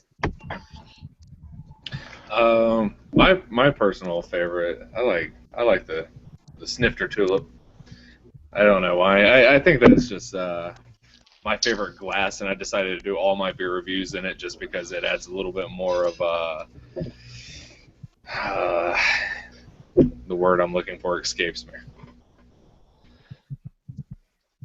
Absolute favorite style of beer would be stouts and porters, and followed by sours for myself. Glass I like to use, whatever glass I have at the time. Actually, when I do my reviews, usually it's a tulip glass, or lately just to piss off Big E because it's stemmed. I've been using the mason jar on a stem, just because it's stemmed, so it must be fancy, right? Such an combination. I think it's amazing. I think it's amazing. I'm gonna buy him one too because it actually comes with the fucking top, so you can just the top's right here. So It has to be logoed, or he won't use it. It has to be proper glass. I'll get it logoed, okay? I'll get it logoed. Yeah, you get a logo. Then that would be hilarious if you got a logo. Hey, But I also really like using, even though I chip them all the time, I like to use Tikus. Yeah, Takus are where it is for me. And style, anything barrel aged for the most part I enjoy. But yeah, imperial stouts, porters. If I actually I take that back. English barley wines, probably at the top of the list for me. Barrel aged, non barrel aged, doesn't matter. I would say for me probably American barley wines, maybe even English style, and I also like drinking out of. I just started enjoying drinking out of this little mini tulip compared to this bigger regular size tulip. This one's a lot smaller. I just like savoring the flavor a little bit more if it tastes really good. So, but I just wanted to say real quick, Chad, we just started getting Obsidian. From I think Cameron's, right? I don't like this year's Obsidian as much as last year's, but this year's Obsidian. We just got their RPA and then another one. So we had this conversation last week because in your video, remember, Ethan, you passed right by Obsidian and Deviator Doppelbock.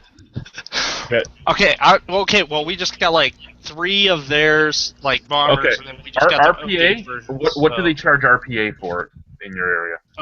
All 3 of them they charged $8.99. Okay, RPA is overpriced for what it is there, but it's still a good beer. But the other 2 are cheaper than they are here in Canada. In no way should a rye pale ale. Which one is the best one to get out of those? I don't even know what between the 2. How about just that? Is it the regular Deviator or is it the bourbon barrel? It's the barrel one. All 3 of them. The barrel one? Yeah. They never barreled the RPA. No. No, if you guys I must have read that wrong. No, it's the RPA, the old gauge Deviator, and the Obsidian rum barrel. Those are the 3. Of the three, if I had to try 2 beers from them, it would be the 2 barrel aged. Of the 2, I would probably go with the Deviator because the rum barrel aged this year just isn't as good as last year's. They didn't get the same type of rum barrel this year, so it just doesn't pop as much. That's what I'm reviewing. There we go. That one porter they have, check how much yeast is in the bottom, because I had one that was way over conditioned and it fucking blew up and wouldn't stop volcanoing for like a fucking half hour. So if it has like a half-inch of yeast in the bottom, don't get it. What he's saying is make sure I also got a collab from Avery that just came in too. Some collab beer. I forget what it was called. Ooh, if you come up in May, which you should do. If you come up in May, I have last year's and this year's Obsidian sitting on the other side of the basement. What's the Avery collaboration?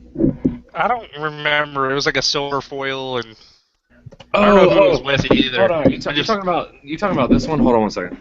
If you say the name, I'll probably know it, but it started with an I think. Talking about this. The silver foil up top, and then it's got collaboration, not litigation. Yeah, and it's got like 2 bottles pouring into one. Yeah. That's the Avery collaboration with Russian River. Now, the cool story behind this beer is that they both came out with a beer called Salvation, and after their lawyers kind of got into a slight tiff, the 2 head brewers, they met with each other and they were like, "Oh, you have a beer called Salvation? We have a beer called Salvation. When did you first brew yours? I don't remember. When did you first brew yours? I honestly don't remember either. How about we just take the two beers, mix them together, and make it a salvation release? Instead of having lawyers fight about it, how about we come together in the community? And that's a stout, correct? No, it's if I'm not mistaken, Russian Rivers is a shit. One of them is a blonde, if I'm not mistaken. Let me do a little research. I'll get back to you.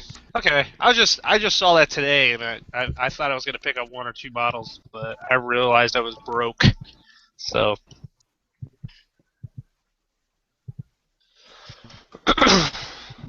It is How you a doing, Beer mix of- Circer? It's a mix of Not Avery's bad. Belgian style gold ale and Russian River's Belgian style strong dark. Yeah, there we are. So it's kind of You like a figure- Belgian black and tan. You figure they would say that on the bottle, but yeah, definitely. Apparently, the version I have, it's batch number 7, so they've been doing this for several years now. Oh, see, mine. I think mine's 8. I don't know. I'll have to get it. I'll have to get it. They just released it again in 2015, so I assume the one you bought is the brand new one. Yeah. I just picked mine up at the store a few days ago, but however, the rotation on this one has been incredibly slow for some reason. I'm not sure why. Joe, what do you know? You don't make beer reviews on YouTube, okay? Clearly, because I do not make beer reviews on video. I know. You're not a professional. How's that barrel-aged Bigfoot looking, Ethan? You pick one of those up? Yeah, it's looking pretty good. I don't know. What kind of response is that? Have you seen it? Oh no! Wait, what? Is barrel-aged Bigfoot over 12%? Anybody know? Chad, do you remember? I think it was. I haven't seen. You know what's funny is my brother. He lives in South Carolina, so he's seen it around, like their area. I guess it's like real He's big seen down there. everything, man. He's seen the people you don't want to see at Walmart and everything. He's seen everything. No, he's like, oh, we got this down there, we got that down there. I'm like, yeah, we don't get the barrel aged stuff. Sorry. It's 11.9%, so it should show up. I haven't even seen the Norwal that everybody's been talking about either. The only thing Ooh, which anything would like the, that is the shoots stuff. That's the pretty barrel much aged narwhal? it gives me a. Is that the one you're talking about? The barrel aged narwhal? Yeah. What did I say? Well, you know why you won't No, see you it? said- 'Cause it's you over said. 12%. Well, I was extremely lucky. I was passing through Alabama on the way to visit my family. I stopped into some random bullshit liquor store that, I assumed they'd only have like Bud and everything like that. They had a whole fucking shelf of barrel narwhal. Yeah. Dude, a lot of places around here got it too, and it's sitting on shelves. I went to this one place. Hey, Joe, I tried the this isn't your father's root beer, or this ain't your father's root beer. How was it? Oh yeah, It how was good. that? It was good, but it wasn't that good. It was Did you not pick- as did you good pick as me what up on- everybody said. pick me up some of it? Honestly, when I tasted it, I thought of, and I hate saying this live, but it tasted like Captain Morgan's spiked root beer. I mean, I'm not like, except for the fact that it was like whole, like vanilla beans or whatever. Wait, I still slow got down that. for 1 second. Slow down for 1 second. You guys have a pre-mixed spiked root beer? Oh yeah. Yeah, the Captain Fuck Morgan. you Yeah. guys. And it's actually I'll send you the review. Chad, what he's talking about is a actual root beer he has. Yeah. That No, I get No, that. yeah. I like my root tooth But see- soup, but he just said something like, if I drink rum, I'm mixing it in a root beer because rum and root That's beer. what is I amazing. wanted to And do. then was he throw was a just, shot in and there. you can't get that here. You don't even go to a bar. There's no bars here that have root beer on taps on the gun, so you can't even do it at the bar. And no bar has it actually pre-mixed. All And right, you guys settle have it down. pre-mixed. Fuck Well, you, I- guys. Fuck you. Settle No, down. I'm not. I actually think Not Your Father's Root Beer is on the top. Isn't that on Beer Advocate's like top 100 list? It's Yeah, I don't know where it is. yeah. I just know it gets a lot of hype, and I didn't even it's like, oh, I can go buy cases. I'm like, I would like to try one at some point. It's And not. I'm not saying tries it's it, and bad. stupid palate says it's fucking Captain Morgan's root beer. So I'm just saying that when I tasted it, I didn't want to say it on camera, but when I tasted it, I was like thinking to myself, I'm like, this tastes Why like didn't you say a flavored malt beverage. That's what I Why felt didn't you like say when it? I was drinking it. Why didn't you say And it? then I found out that okay, so the bottle's not up here; it's downstairs. But the thing is, like the bottle says La Crosse, Wisconsin on the side instead of Wakanda, Illinois, which is where Small Town Brewery is from. So that's why I was a little bit skeptical about, like why it, not why it tasted like that, but like why it said that on the bottle. And I looked up that Well, City Brewing is from La Crosse, Wisconsin, and I figured that they might have picked that up to distribute their beer. Well, I'm not for sure yet. I still got to call them, but I got a bunch of friends in Chicago, and when I go visit them, we sometimes go up into Wisconsin and everything like that. And we were looking at the Not Your Father's root beer, and a lot of the bottles up there.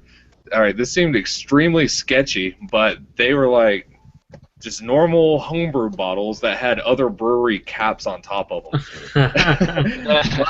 But they were being sold by the distributor, and they were being sold by the brewery and everything. So I don't know. I think there's like a weird level of not giving a fuck going on with that particular beer. The Small Town Brewery, they make the 3 Not Your Father's root beers. They make the regular 5.9, which is the year round. Then they make a 19.5%. Then they make another one that's like, or I'm sorry, 10%, and then the other one's like 19.5%. Yeah, they basically just double the original recipe and then double that recipe. And Or they like, just didn't so have any water. What? Never. He's saying that. But it was. I'm talking about high gravity brewing. That's what I'm talking about. It was good. I let my girlfriend taste it, the root beer that is. I let my girlfriend taste it, and she said that it tasted good. She liked it. So I mean, taste a lot of things. I mean, no, but she was like, "That's what was funny was she was like, is this alcohol?" I'm like, yeah, this is alcohol. And she goes, I couldn't even tell. So. Yeah, that's one of those beers that they're willing to fight over it to get it, and it's like I don't know. It's surprising to me that a root beer like what is it, sassafras that's used to make root beer. There's like a ton. There's like a ton of ingredients that they put in there. Yeah, it's just I don't know. I think it's cool and unique that's really taking that over. I would have to say that if it, because that's another thing too. I was like, if it was ever considered a beverage, it would probably be like above and beyond of what it would taste like. But because what I was curious about was that they labeled it as ale, flavored ale, and like here in Ohio, you can label. There's people that label malt beverages that are ale, so that's why I was a little bit skeptical about like if they were doing wordplay or what. But then again, I'm like, it's just whatever. It's an ale, it's a beer, whatever. I don't really care. I don't know. I still haven't. I every time I see it, because I didn't know enough about the brewery and everything like that. Every time I saw those like bootleg bottles, I never really bought any of it. I tried a sip with my friends, everything like that, but I haven't really sat down to analyze it. And that's one of those few beers that's really just like calling my name, Yeah.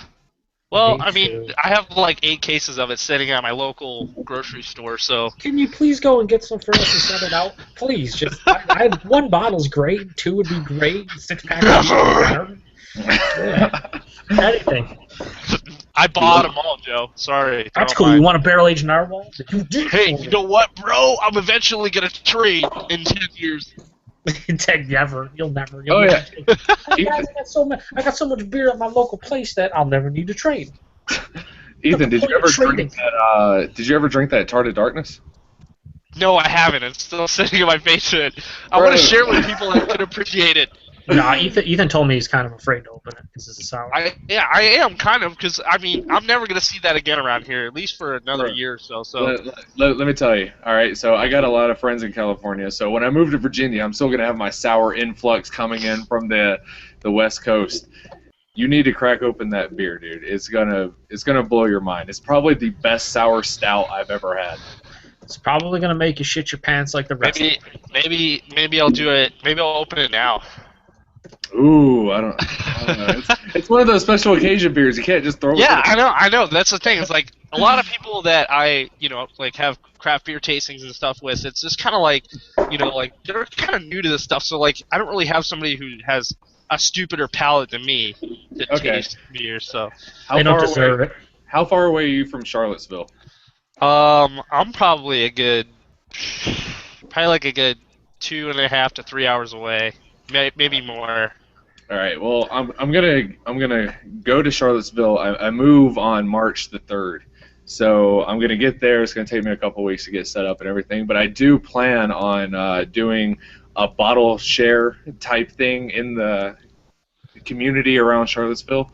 And I'll send you a message with the details. But if you want to come, you're more than welcome. And I have a bunch of sours that I've had stashed away in my cellar, a bunch of stouts, everything, a lot of stuff that people haven't been able to get their hands on. Awesome. So I plan on doing like a really big, thing. So maybe we could like collaborate together, try to get. All right, yeah, that's cool, man.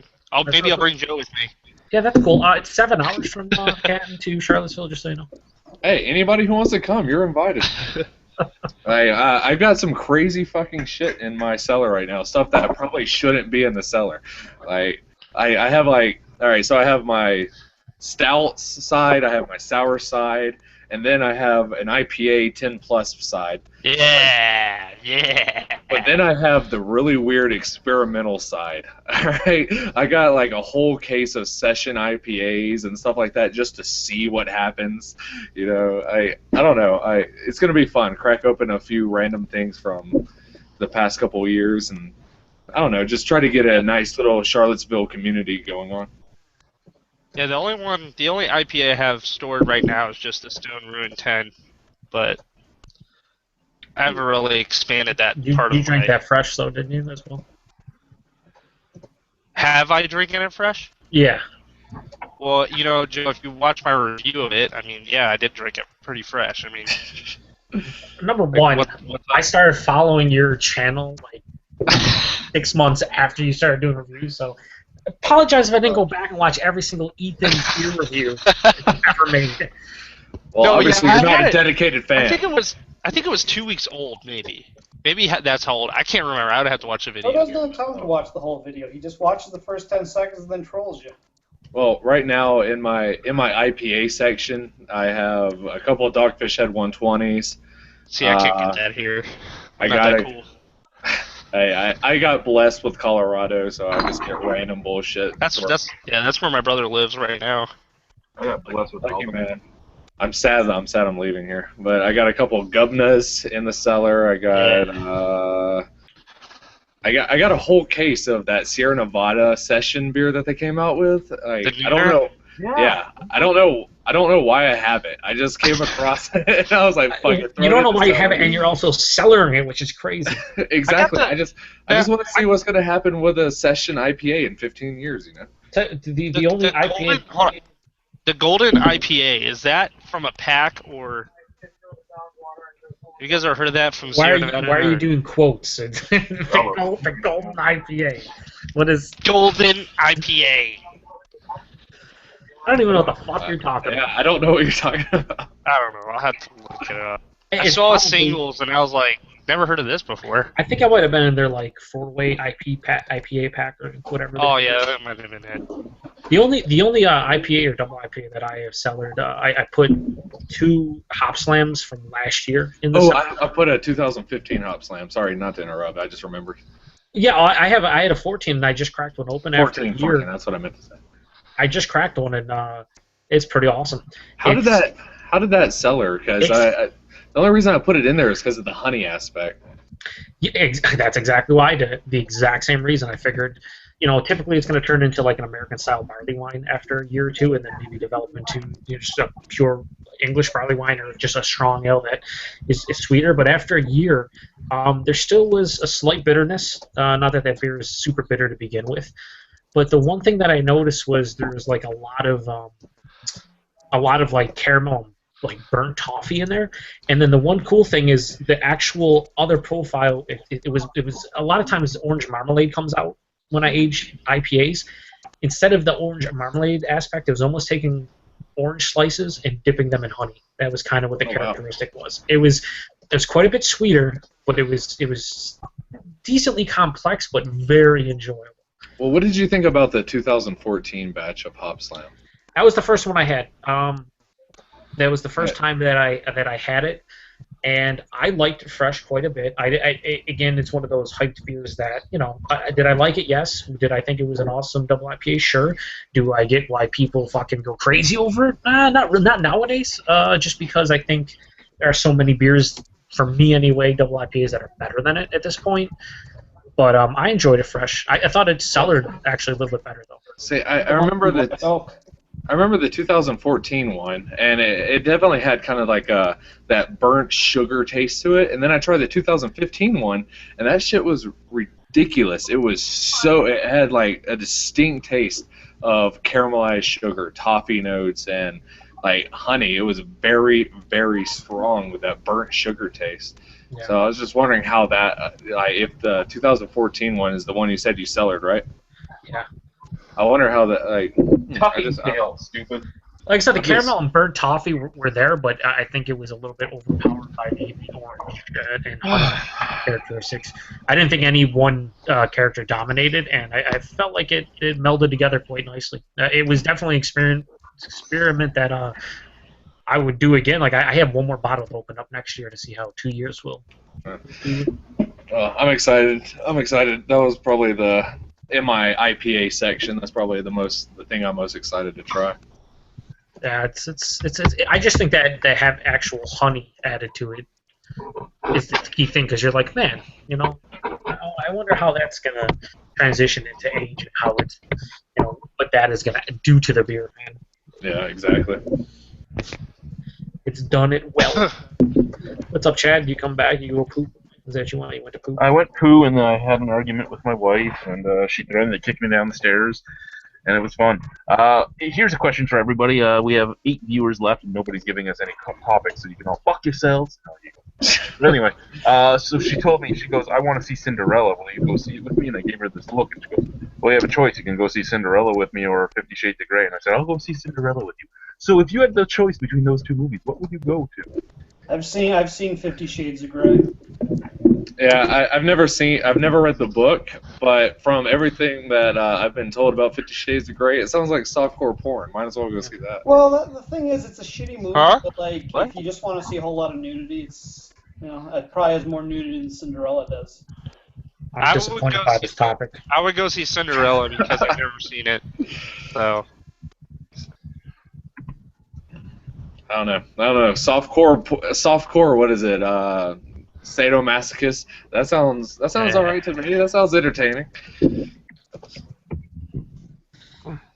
I'll tell you, I don't know. It didn't strike me as softcore porn so much as it did about a documentary about a guy who likes to abuse women.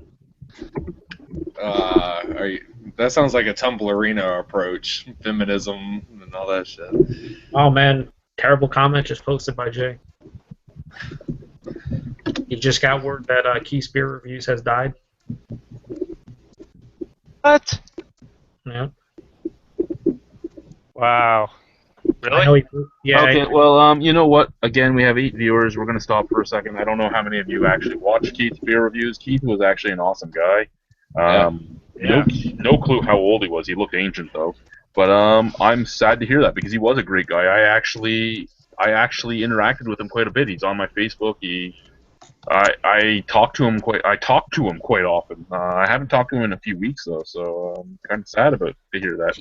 He posted an update on his Facebook, on his YouTube channel. I think it was a couple days ago, and the title of it was "I died 7 times and I'm still here." It was only like a 1.5-minute video. Aaron and you posted it today, and I watched it, and he just basically said that his heart stopped 7 different times, and that he would, be back to beer reviewing or whatever. And it was just like a quick update. He really didn't dive into it, but obviously something serious was going on. Yeah, that actually, you know what? We're a lot of times we're stupid and we're off the wall and we're talking about shit and everything else, but that's actually a really sad thing to hear. It's one of those things. It's like when the Rain Man died. I hadn't talked to the Rain Man in a while, and the Rain Man was a big part of the Albino Rhino beer review, even though most people never saw him on camera. And to hear he died was kind of staggering too, even though it had been a few weeks since I had actually talked to him. And it's the same thing with Keith. I mean, I never met him in person, but it's one of those things with the beer tube community.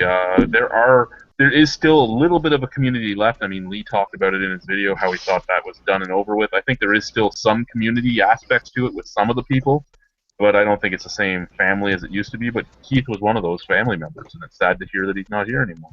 Yeah, I mean, he was one of the first people that I watched when I was still trying to decide, when I was on the fence trying to decide if I should do a beer review channel. He was one of the people I watched, convincing me to do it. It's really sad that he's gone. Yeah, he used to leave nice comments on my channel too. So, and I'm pretty much brand new to. That's crazy.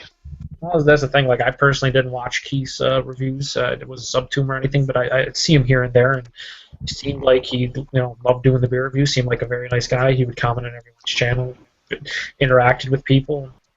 That's just horrible. Well, cheers to him, man. Yeah, I guess we should drink Cheers. something, huh? Give me a second. I gotta open something. Don't cheers yet. Yeah, I don't even have a beer next to me right now. Okay, here we go. Cheers to him. Cheers. Cheers.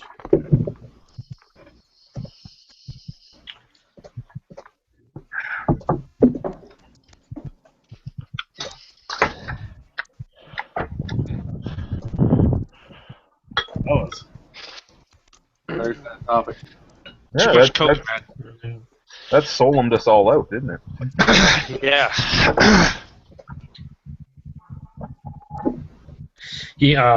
Ronald also said he's very upset and disturbed by this. He's one of the best beer reviewers ever. Never jerked, always pleasant. I echo those comments. Pretty much what I saw from him, from everything that I've seen. Just you remind me like your grandpa reviewing beer. Just it's cool to see him getting into it when a guy that I don't think he would drank have it his from. nephew. He would have his nephew in a few of them too and stuff. And he just seemed like a genuine guy. Yep. Yep. It's just one of those things. We have another Ohio beer tuber that would say, life's too short, and it's true. Life's too short. You don't realize it until stuff like that happens. That's why I say in mine, I'm like, drink it like it's your last, because you never know. So that's why I get wasted every night.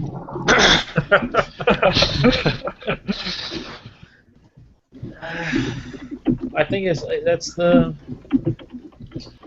kind of think like as far as the beer tube community. I think that's the only person that I recall as a reviewer losing.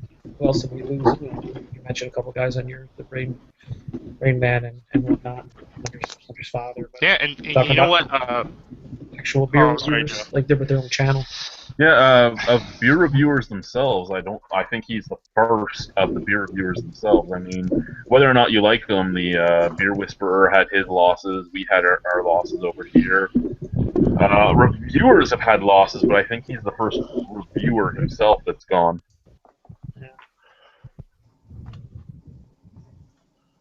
But he was one of the members of the community. Like, that's the saddest part about it. He was one of the guys that actually interacted with everybody and liked everybody and was polite to everybody. And I think that's the saddest thing about it. He was like the neutral. He was Holland. Yeah, that's what Jay said in the comment. Was he was never, a jerk. I mean, I've only been beer tubing for less than a year, so I wouldn't know as much as you guys do. But he stated that he wasn't much of a jerk on YouTube and didn't want to really start crap with anybody. No, he stayed out of all that stuff. He was. It's tough to be neutral too. I mean, when you're talking, because you run in a lot of the same circles, so you'll have friends that become enemies of one another, and it's because you got an opinion, Yeah, and he seemed to never do that. I mean, I even some of the on those people wished him well on the last video we posted. It was a lot of different beer tubers, like some of the bigger ones, like like Ryan, Rashawn, San Diego Beer Vlog, Peter Master Hop. It's guys like that too. So yeah, and he started what did he start in like 2010, 11? He's been doing it for a long time as well. Yeah, he started around the same time as I did. So it's a shame. Yeah. Let's really solemn this out. Yeah, there's 10 viewers. Give us something to talk about, because I'm kind of just thinking about that now. Yeah, that's depressing. Well, I had a question for you, Chad, because I was talking to Jay earlier. I reviewed Red Stripe again because it's so horrible. I keep giving it too high a marks or whatever. And we were talking a few months ago about it. And it says on the back of mine, Red Stripe beer brewed and bottled by Red Stripe, Kingston, Jamaica. Then it says Representative Diageo Canada, Incorporated, Toronto, Ontario. Yeah, Is I'll get to that just one second here. Thomas Metal 75. The community needs to not be full of jerks and people that hate on others for their preferences and what they like or not. He never seemed to care what you liked. He just liked talking about beer. That's probably a great eulogy for him right there. And yeah. And to answer your question, yeah, Diageo is actually well, they own Guinness. They're in London. London is Diageo's home base. Diageo owns Guinness. They own a bunch of stuff. They own Red Stripe. But yeah, Diageo Canada in Toronto is the distribution network for Toronto. They're in the same building as Innocent Gun. They're actually in the PMA building. Was I the only person who didn't know it was pronounced Diageo? I think I was. Probably. Because when I got this, I looked at it, I was like, Diageo. That makes sense. This whole thing has made me feel stupid. So I was just wondering if this one was brewed in Jamaica or if it was brewed in Toronto. That one was brewed in Jamaica, and it would have been imported into Canada through Toronto, and then moved from there. It was brewed in City Brewing Company. But I do believe that Red Stripe. Is brewed in the U.S. now for the U.S. market. Yeah, that's what what I was saying before about the root beer. I looked up the information on City Brewing Company. They actually brew a lot of beers that I didn't know about, or for other companies, or they distribute beer, and one of them was Red Stripe. So I don't know if they distribute the beer there or they make it because they actually have a brewery there too. So I mean they could brew it there. I just don't know. That's the thing. I haven't called them for information that they would give me. You slack. But, I'm trying to work on a conspiracy theory kind of thing. But I know Sam Adams. Your mustache is going to your brain, bro. What are you doing? Conspiracy theory. Yeah. That's what I did a video and I didn't even post it. I'm probably not going to, but I made like a whole, the government and that whole funding of. Yeah, I'm just gonna. I just lost like 10 subscribers right there. Yep, you did. Oh, you lost. How many are here? 1, 2, 3, 4. You lost 5. To go on what Thomas Metal said, he said what the community needs to not be full of jerks and people that hate on each other. The one thing is that I like when the community there's healthy discussions on people. Healthy discussion is one thing, good but debate, I mean, hating on is the other side of it, and there is a lot of hate.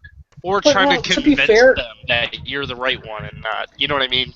You guys say that, but you know where a lot of the hate is, honestly? It's on the Facebook groups and stuff you guys go. Because on YouTube itself, you don't see a ton of it. You do get trolls. I get what you're saying. A lot of the hate and the trolling is in the Facebook groups, but a lot of those people will comment on the videos too, so it's there. They're not the ones making the videos. They're the ones commenting on the videos. I just think you gotta out of sight, out of mind, because you gotta understand that the community and this is a hobby, and in every single hobby you have trolls and people that just like to be shit. Well, there's like 500, 1,000 beer channels now. Yeah. I know like 100, 150 of them. Of those 100 to 150, I can interact with probably 75% of them. The other 25% are jerky, and I just don't care to deal with them. In my opinion, because this goes back to what I'm talking about earlier tonight, because I'm still fucking mad. Right? You gotta ignore it. You just ignore those fuck faces. No, I'm still really mad, but I most of my views, most of my interaction, it comes through Reddit. I've been a big fan of Reddit, a big user of that for years now, and that is where all my frustration comes from. There is such a sense of superiority and such a sense of I know this and you don't and blah blah blah blah blah on Reddit, and that is the sense of all my anger. There's just such a I think what you were hitting on earlier is that whenever anything gains any type of traction, there's going to be a massive influx of assholes who come into that just so they can be a part of the, I was in on the ground floor, whatever. I don't know. There's a huge amount of this community that just really disgusts me. Yeah, and I mean, we talk about there's circles too, right? Like I have a circle of close knit friends from this. I have a circle of lesser close friends, I should say, and it just keeps going down. And some of the people I don't hate are people that some of the people in my close circle don't like. I mean, there's one guy that used to come into the chats here. He didn't do very well with somebody else. As a person, I'm not as against him as some other people are, but that's just where we're at. Whatever, we do what we do. But yeah, like you said, there's a lot of people that just jump in and they're like, we need to be in this, and then they just are asshats once they get in it.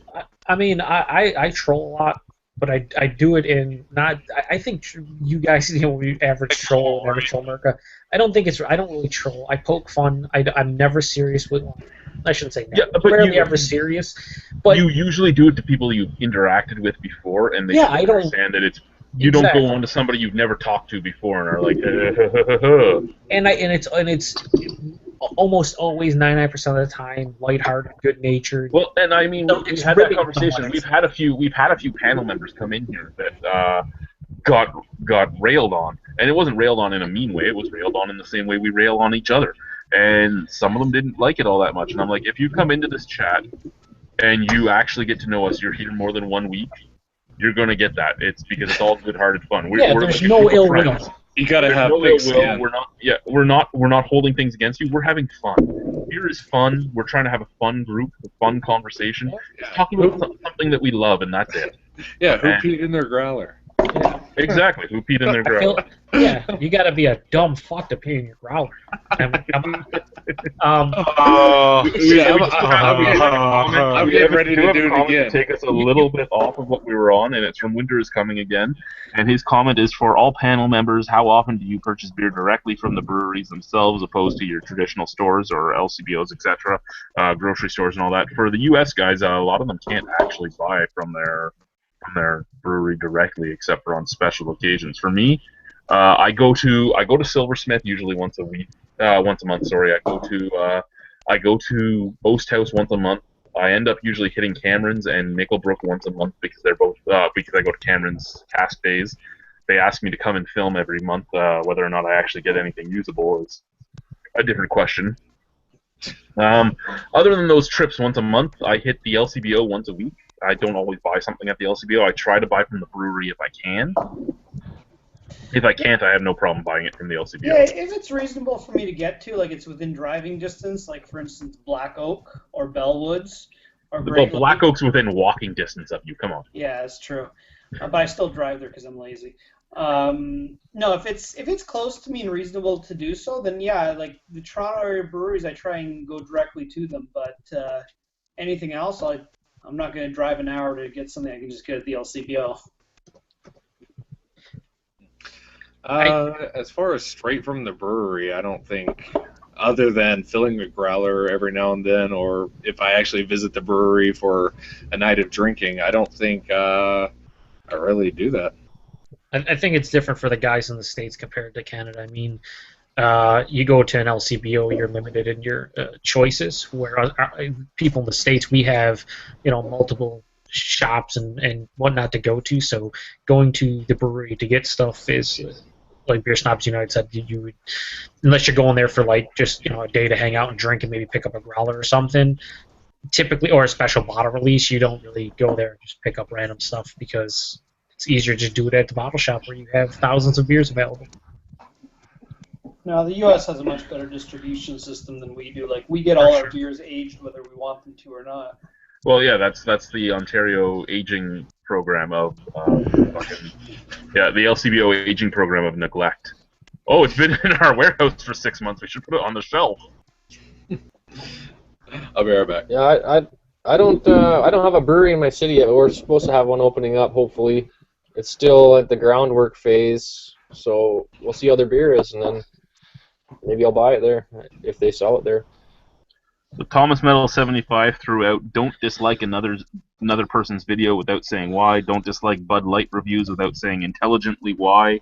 And he's right. I mean, in my reviews, and I've said it many a times, and I will say it again, I make fun of stuff. I'll make fun of it. But in the end, I'm telling you honestly what I think of the beer, and I'll even say if you like it, you like it. That's great.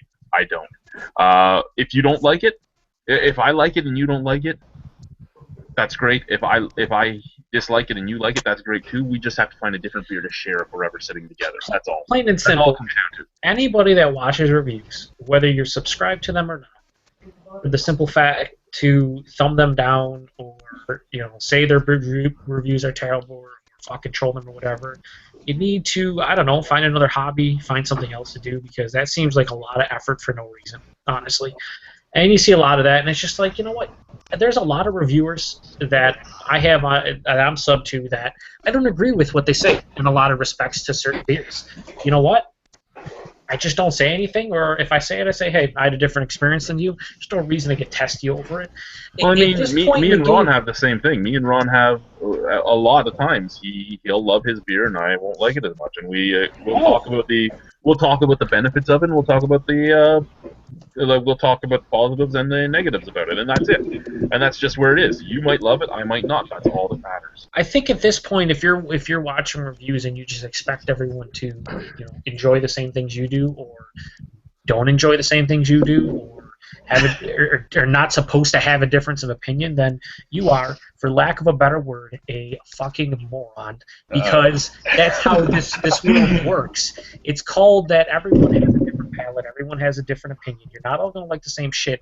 And people who get upset when someone doesn't like what they do, I don't know what to say to them people other than fucking never mature, because that's how this world is nowadays, and that when you grow up, that's how it is, and you should start to realize that. So I think those people are a little immature.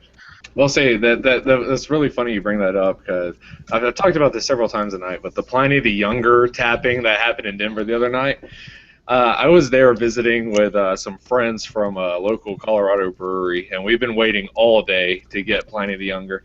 And we got our serving first, and we're sitting there drinking it. I had the camera, I did my review, and if you look in the background, there's like a shit ton of people waiting in line to get to the tap so that they could get their sample.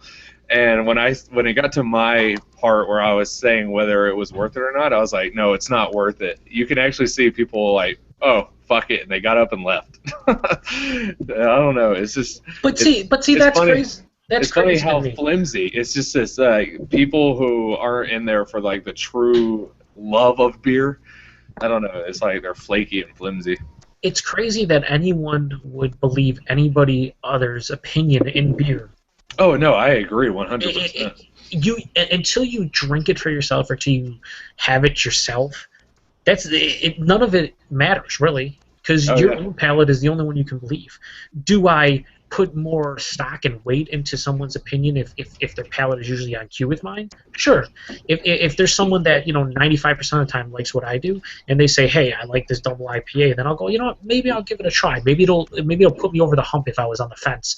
But in no way, shape, or form do I ever take anyone's opinion and go, oh, I'm gonna go fucking buy all this beer because he said it was greatest. He might say it's the greatest, but then I might drink it and say, it's okay. I don't use anyone's opinion to decide if I'm buying beer or not, because Joe, you've said, do you want to try this, and it's something stupid like Big Flats. Yeah, I want to try it. Like, I want to try everything. I know I can't. I know physically and financially I'll never be able to try everything, but I want to. So I try everything I can, and sometimes it's a hit, sometimes it's a miss. That's just the game you play. It's funny how I don't know how much we discuss and how out of hand people can get at a beverage, at a fucking liquid. It really is mind blowing how things transpire. See, that same line of thought actually is what's my channel. I've only been in beer reviewing or whatever for about a year plus, but just that same line of thought, I started thinking, I was like, honestly, nobody gives a fuck what number I give this beer, what letter rating, whatever. I'm just going to describe the beer, and if they like what I'm describing, then they can go for it. Of course, they should know everybody's palate's subjective, but I mean, I don't know why everybody else does their channel. For me, it's literally just a catalog for me to remember what I liked and what I didn't like. Yeah, that was basically the same here. It was me and my buddies having fun, and that was what it came down to. And really, it's changed into a lot of things. It's changed into my contacts at different breweries. It's changed into a beer festival. It's changed, like, it's yeah, a lot of friendships out of it, and I mean that's the best part about the community. But yeah, everybody does it for different reasons. But if you're thinking about it as anything other than a catalog or just having fun, you're probably not doing it for a Well, very good reason. you nailed it right on the head. Hit the nail on the head right there. At the end of the day, the first thing you need to be thinking about is, are you enjoy doing it? If you enjoy doing it, then that's all that matters. It doesn't matter what other people think. You know, within reason. If you're just on there fucking making fun of everyone and just being a douche nozzle, that's one thing. But if you're doing your reviews and you enjoy it, that's all that matters, no matter what anyone tells you. So, Okay, last comment we're going to hit on before I do a final cheers to Keith there is Winter is Coming asked if there's any beer styles you've not had a beer from. There's, 79 beer styles now? I'm not even sure if there's a beer I haven't. American adjunct lager. I've had a lot of those. I haven't been able to find a Gozo here yet. No? The fuck is that? What is going There's a on? bunch of these. There's a bunch of these at the LCBO for like $3. Maybe I'll see what I can do. I'm not even familiar with all the beer styles out there, but if you say there's 79 of them, I'm sure I've probably not had like 40 of them. Are we talking about the official beer styles for the BJC? Well, I think that's what he's talking about. But I mean, even if you're going with that, there's like 79. If you're not going with that, there's like 300. I mean, it all matters what you're going with. And have I had it? Black I don't know. IPA is even technically a style from them yet, is it? No. I haven't had I picked this one up for Nick Mad Max Star, Maxwell Social Review, what's his name? Christ Almighty. What is it, Pharaoh? Oh, he hadn't had a Pharaoh? Yeah, no, he used me to get him a Keller beer because he hadn't had a Keller beer either, and he was trying to have one of everything. I picked him up Lindemann's Pharaoh, which is supposedly decent. That's the only one that I know of that was around here, like you could buy in the States. But that's like, I still want to try it. I think it's like a little bit more sweet than like a typical lambic.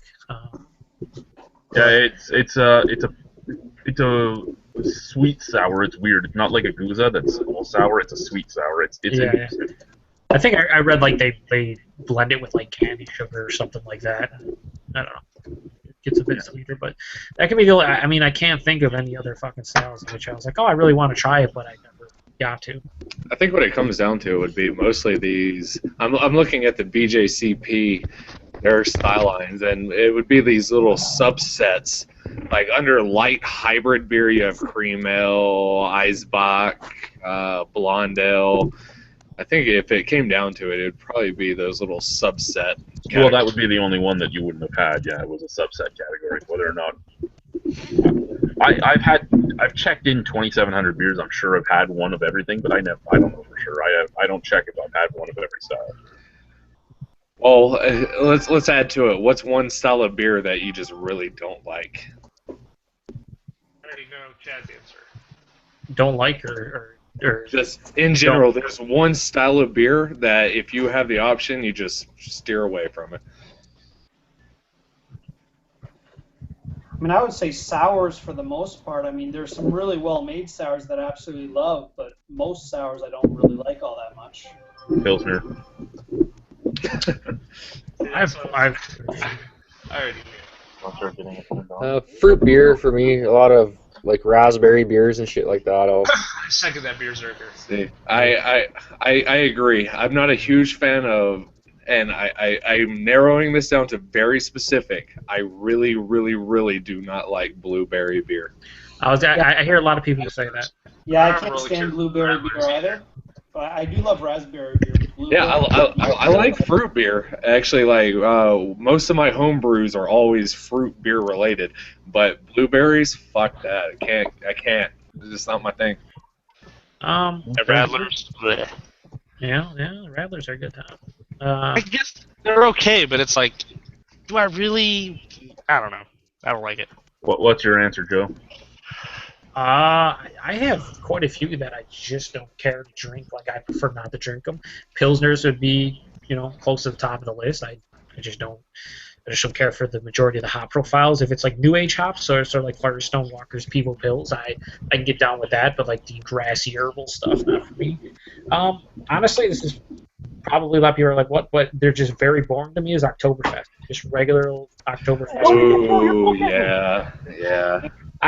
Listen, they're well made. Yeah, they're well made, they're easy and drinkable, and they're crushable and stuff, but they're just so fucking boring for me nowadays. For me personally, like I don't need a beer to be super complex, but they're all very similar, so it's like eh. And then the other one would be another very similar one would be like a brown ale, just a simple old brown ale, like not a nut brown or anything special, just a regular brown ale. One of those boring styles to me that's just like I could really do without. Well, you brought up a good point. Because a lot of the local breweries around here, they've been doing a lot of spiced winter warmers. So basically, from my experience in the local scene in this Colorado area, is that a lot of the pumpkin ales, a lot of the spiced winter warmers, and a lot of the Oktoberfests, they're all the exact fucking same. It's all cinnamon, nutmeg, and allspice, and maybe a touch of vegetal pumpkin here and there. But I don't know. Those are three styles that, unfortunately, because of my distribution rate and everything like that, I've just lumped together. I would say one style that I'm very hesitant to buy nowadays and just very cautious in general is pumpkin beers. I feel like, a couple, 2-3 years ago, the majority of the pumpkin beers on the market were pretty good, with a few shits thrown in there, like Shipyard's piece of shit, Pumpkin Ale piece of shit. It's a fucking piece of shit. But aside from that, one? yeah, Shipyard, it was really good. But you look now, and there are so many just really poorly made pumpkin beers, whether they're using just a random spices, or some of them don't even actually use pumpkin at all. And for every 2 or 3 bad one you find, you might find one good one. No, I agree 100%. A lot of these pumpkin beers, they're all the same to me. They're all very similar because a lot of them are using the exact same spices, and all of those are very similar. But that's where I think that you can really distinctly tell what a well-made one is from a poorly made one, because they do actually taste good, and make you go, oh, this is what I would kind of expect a pumpkin beer to be like. Sometimes wheat beers for me, I don't really give a care for, but I'd agree with you if it's an American wheat beer. If it's an American pale wheat ale, I feel like that maybe is it's just a terrible. Maybe because some companies like Blue Moon and stuff have kind of ruined it for me. But I mean, 312 is okay. Amazing. I mean, that's okay. I mean, but 312. I just don't really care for the, unless I find one really good one, then I'll be like, I'll change my mind about it. But I've never said on my review channel, "Oh, this blows the hinges off the doors." Wheat beer. Please don't ever say that ever either. So regardless. With the pots a clanging and the clanging. Hey guys, I'm just gonna break in here. Chris Fgrave here posted last thing, going to miss the football reports with the reviews. Had interactions with him, great reviewer. And with that, I'm gonna say I have to go, but we're gonna cheers him on our way out, guys. Yeah. Cheers to Keith. Cheers. Cheers, Keith. Rest in peace, brother. For sure. R.I.P.